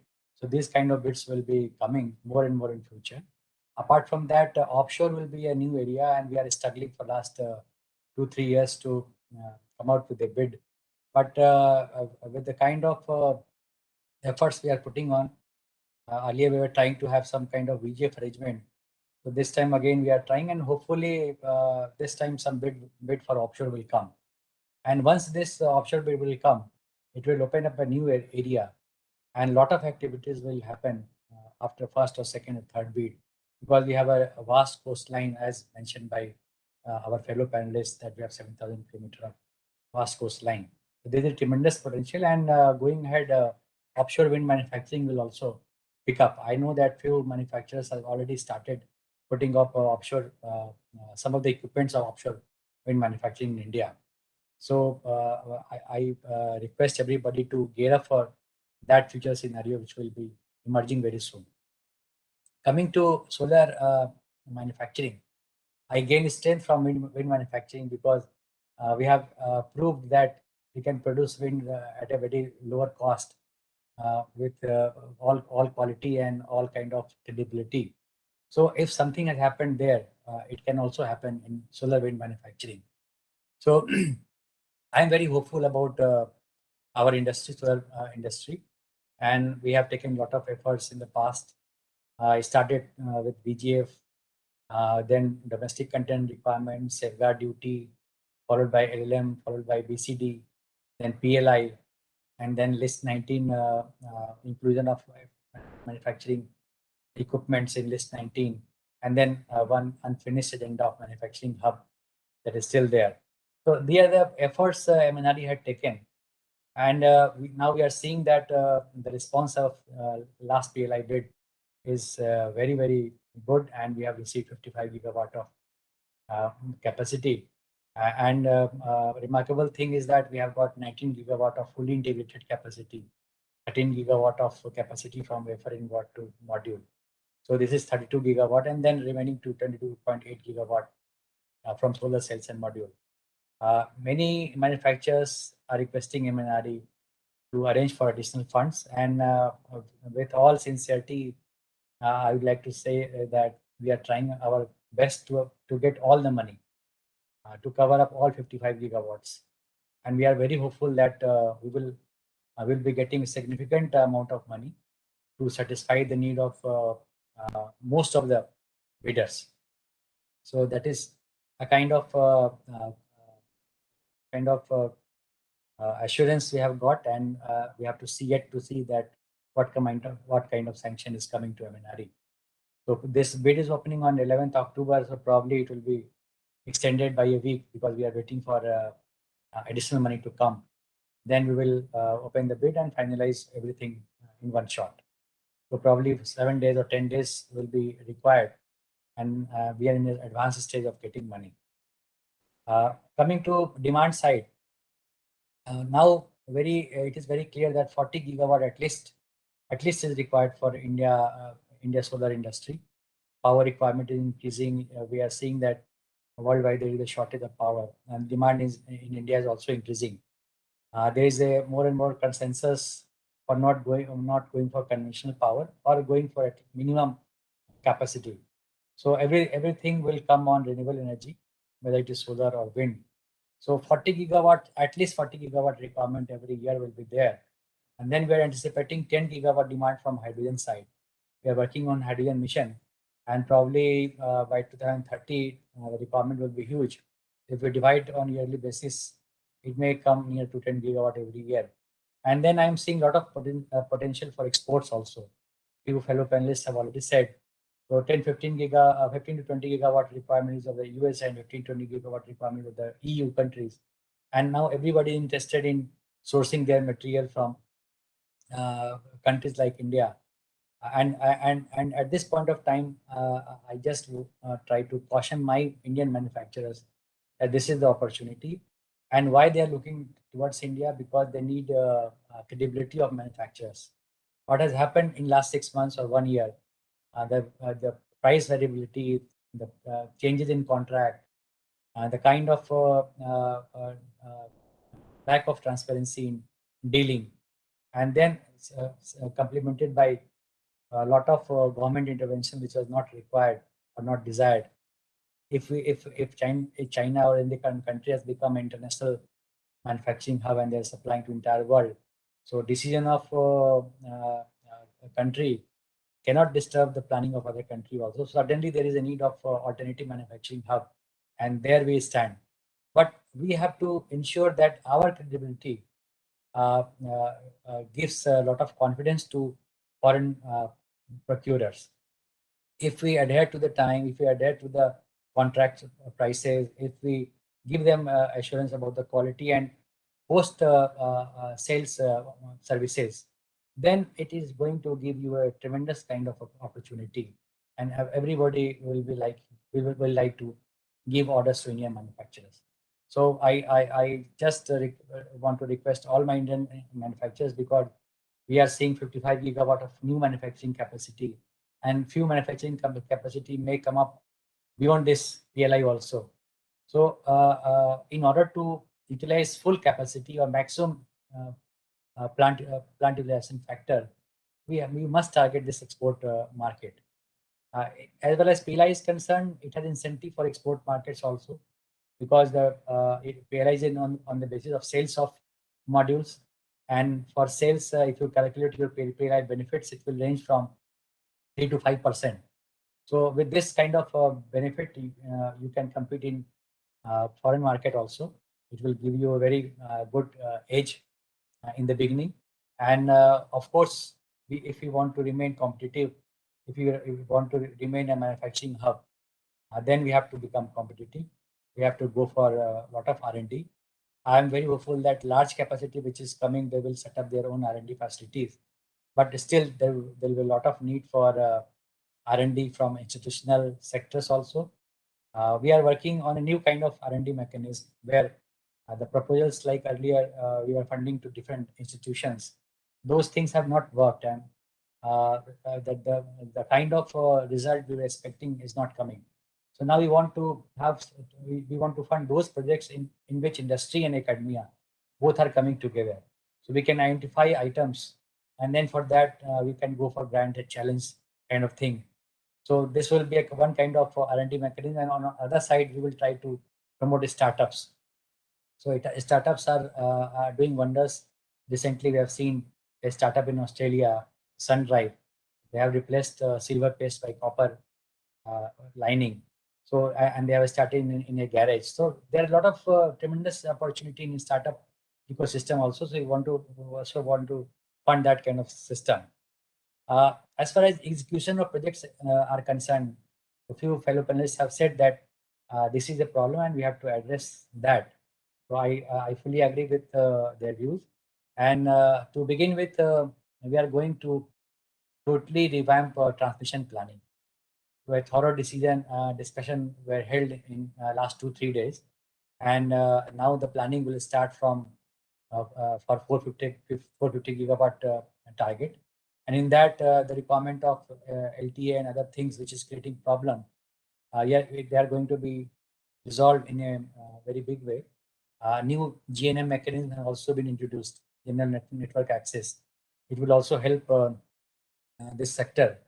And apart from that, a lot of new initiatives will be taken for change of LTA or use of LTA by one company of a parent company, by second SPV of that parent company, or between other companies also. So there will be total flexibility on transmission side. So you will see that the problem coming from transmission side will be resolved in a very big way. Then there is a problem of land, availability of land, and delay in that. So that issue remain, and you know that for that we are promoting solar and wind manufacturing park. That is a area, and we now want to attract private solar parks and wind parks also. For that also, we will be providing some enabling provisions. So that will help this sector again in faster execution of projects. Then we have requested our manufacturers who are going for complete value chain that put up more capacity on polysilicon side, because 19 gigawatt will not be sufficient. And if they put up 10 gigawatt each, then we will be achieving around 40 gigawatt of polysilicon. And then I'm also requesting some other players who have missed the bus and not taken their decision in time to come up with large polysilicon manufacturing capacity in India. There is an opportunity in the form of Express scheme of MIT. So whosoever has not applied for PLI scheme, or whosoever will be left, they can approach MIT for availing the benefit under Express scheme, where PLI kind of matching incentive is available for polysilicon, for wafer ingots, and for solar cells. So there also we can take help. Regarding other ecosystem in the form of solar glass, inverter, EVA, backside junction box, etc. We know that we have not done enough, and local value addition factor in PLI will be a driving force for promoting or requesting manufacturers to put up this capacity in their plants. But certainly solar glass is an area where a lot of work has to be done. And we are very thankful to Pradeep ji, because he has held the fort in India. And because of him, lot of confidence other solar manufacturers, solar glass manufacturers also finding. And in my discussion, they have assured that once this modern manufacturing facility will come, the glass manufacturing facility will also come back to back. And I'm quite hopeful that glass manufacturing facility will come. Pradeep ji is also expanding his capacity to 10 gigawatt. And there are many other glass manufacturers. I'm very hopeful that this capacity will also come in India. And if something will be needed, we will be doing that also in future. In inverter, we have seen that BCD is playing a very good role, and I've had an interaction with inverter manufacturers, and a lot of capacity are coming in India. And I think very soon we will become Atmanirbhar in inverter manufacturing also. One very important thing is use of green power in manufacturing. So, you know, when we are preparing for hydrogen mission, we are clearly seeing that there is a demand for green product. So we are doing something for green steel, we are doing something for some other product. So while discussing that aspect, I also started thinking about green solar panels. And a time will come that after 5 years or 10 years, you will see that a lot of European and US buyers, they will start asking about carbon emission content in your solar panels. So I request all manufacturers to start using green power as far as possible today, because I know that storage and other things are costly. Then you will have to depend on banking or some other kind of facility that is not very easy. To provide some comfort on that field also, MNRE and MOP is doing a lot of work. Open access rules you have seen. So if we will get open access in a very time-bound manner, the Pradeep ji was telling about the problem of rooftop approval not getting in time. The open access will come, and we will push slightly more on this particular front, where industry will get a seamless kind of approval. And then you use a maximum amount of electricity through renewable sources. And then in future, when battery cost or some other sources will become cheap, you swiftly shift to 100% green energy. So once your power requirement will shift to green energy, your product will become totally green. So that is my humble request. I see opportunity there also in future. So I request all of you to do that. Lastly, manufacturing zone is a area where we're still lagging, and EFC note has been prepared. There we will address the issue of testing facilities also. Sujay has clearly said that a lot of testing facility is required.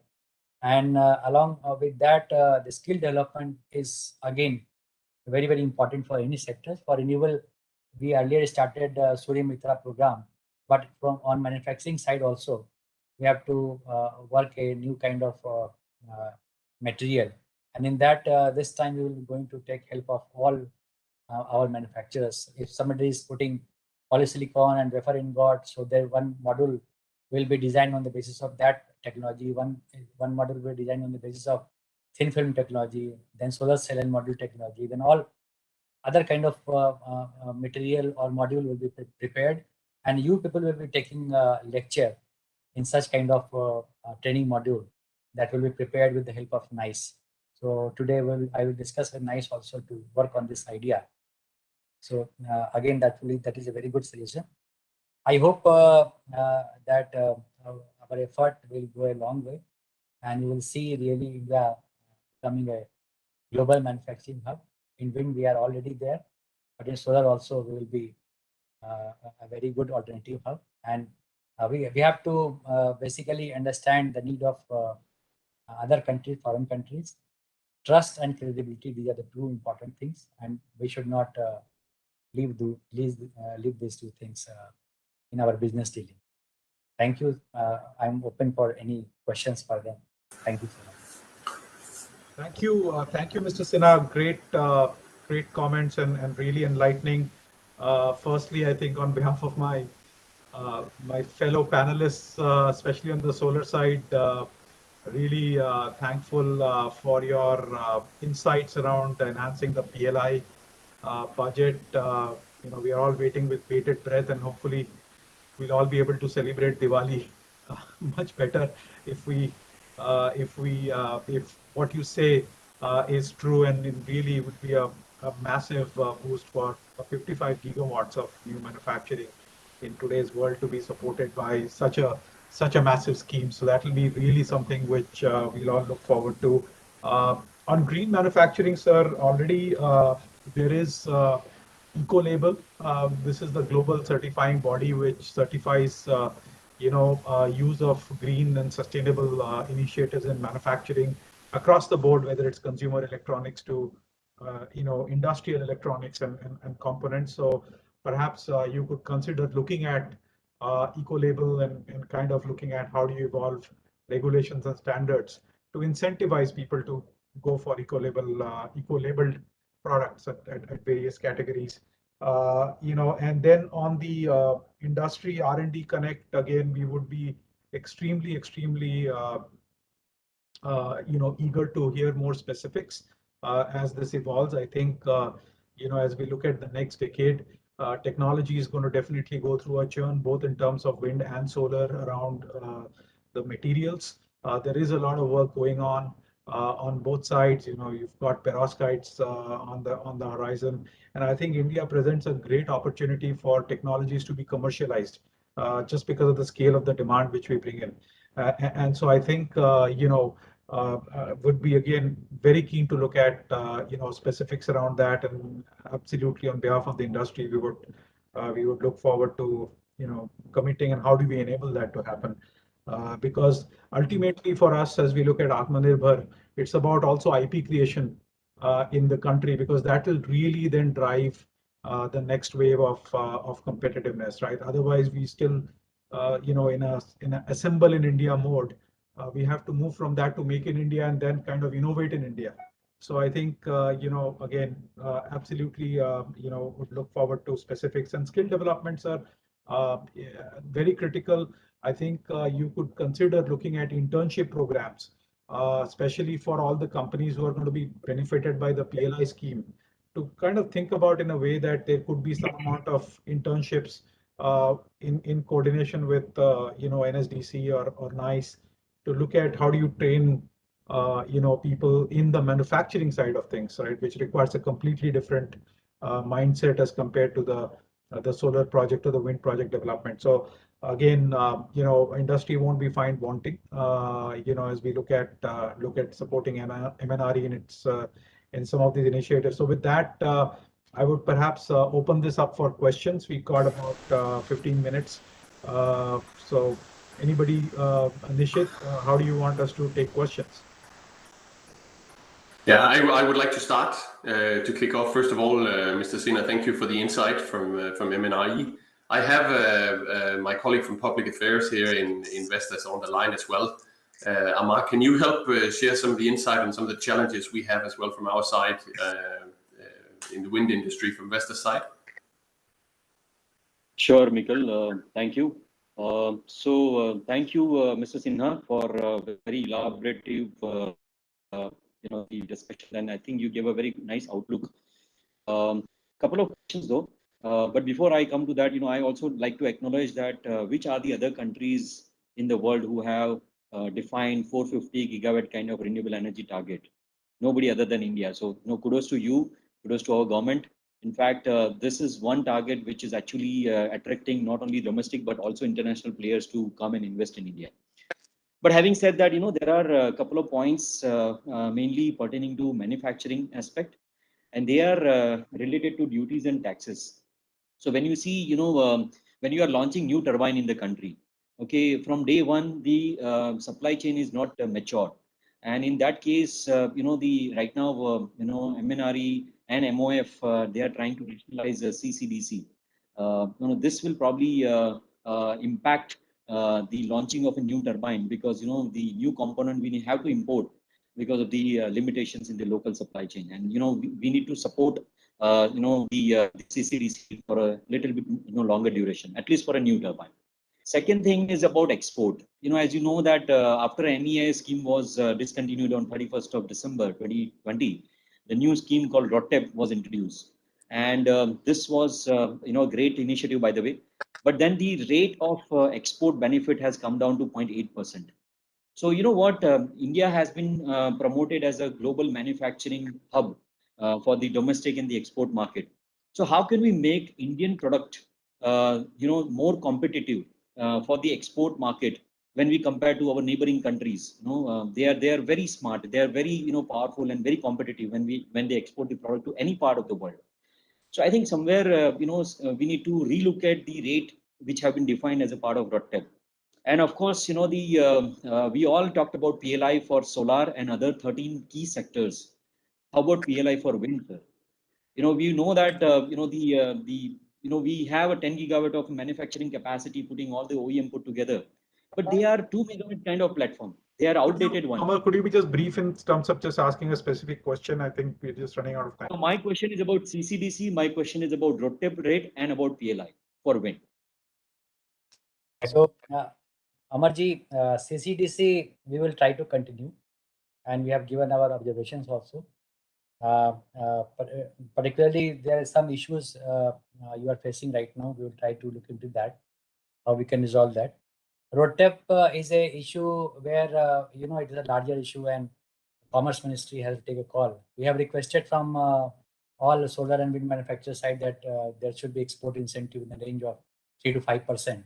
But now Government of India has to see in what form they want to give. For solar, they have given in the form of PLI, but for wind, certainly that is missing. So that is one area, and PLI for wind, as you have requested, that the present setup is outdated and a lot of R&D is required to increase the capacity of one wind turbine from 2 to 3 megawatt to 4 megawatt or 5 megawatt or like that. So I will discuss with my colleagues in MNRE. Right now, there is no thinking of PLI for wind manufacturing. But I'm hearing this request for last 4 or 5 months. So I'll discuss and try to impress upon them to have some kind of mechanism, whether for full turbine or for particular kind of equipment that is required for upgrading your wind turbine capacity. So I'll pass on this message and I will tell them to work on seriously for this particular aspect. I also want to say one thing about equipment manufacturing. So all my PLI manufacturers who are going to set up capacity in India, I request them that whenever they are importing equipment from outside, they should request those equipment manufacturers to come and set up plant in India. There's a huge capacity, and God knows when the entire world will start buying from India, you may be doing the same way of China, that the 50 gigawatt, 100 gigawatt, 150 gigawatt manufacturing capacity will come in a very quick succession, maybe in 4 or 5 years time. So it all depends upon the kind of response you will be getting. So you can sell this concept to those equipment manufacturers and request them to come in India. So that was one point I missed earlier. And then for R&D, I just want to inform you that now I have started discussing with foreign countries, and I'm requesting them that if you want to help India, you just inform us about the good innovations happening in the country. So I've said this to Australia, I'm saying to other countries also. If something good is happening, whether it is for solar or wind, some new innovations have happened, just inform us, and we will organize a meeting of all developers and manufacturers who may be interested in such kind of innovations. And on your side, your innovators can present those experiments or those new ideas. Then there may be a collaboration between the two parties from both sides. So this will also help us in getting very good kind of technology. It is a win-win kind of situation where an innovator will get a good market, and this is good for us also because we will getting a good technology to improve upon or to reduce the cost of power. So Amarji will try to resolve your issues, and I'll pass on this message regarding wind manufacturing to Dineshji also. Thank you. Thank you, sir. Thank you. Thank you. Thank you, Mr. Sinha. I think we just have time for one more question from any of my fellow panelists. If anybody wants to ask Mr. Sinha anything, maybe just another 4 or 5 minutes is all we have, then we got to wrap up. One last question, whoever wants to go for it.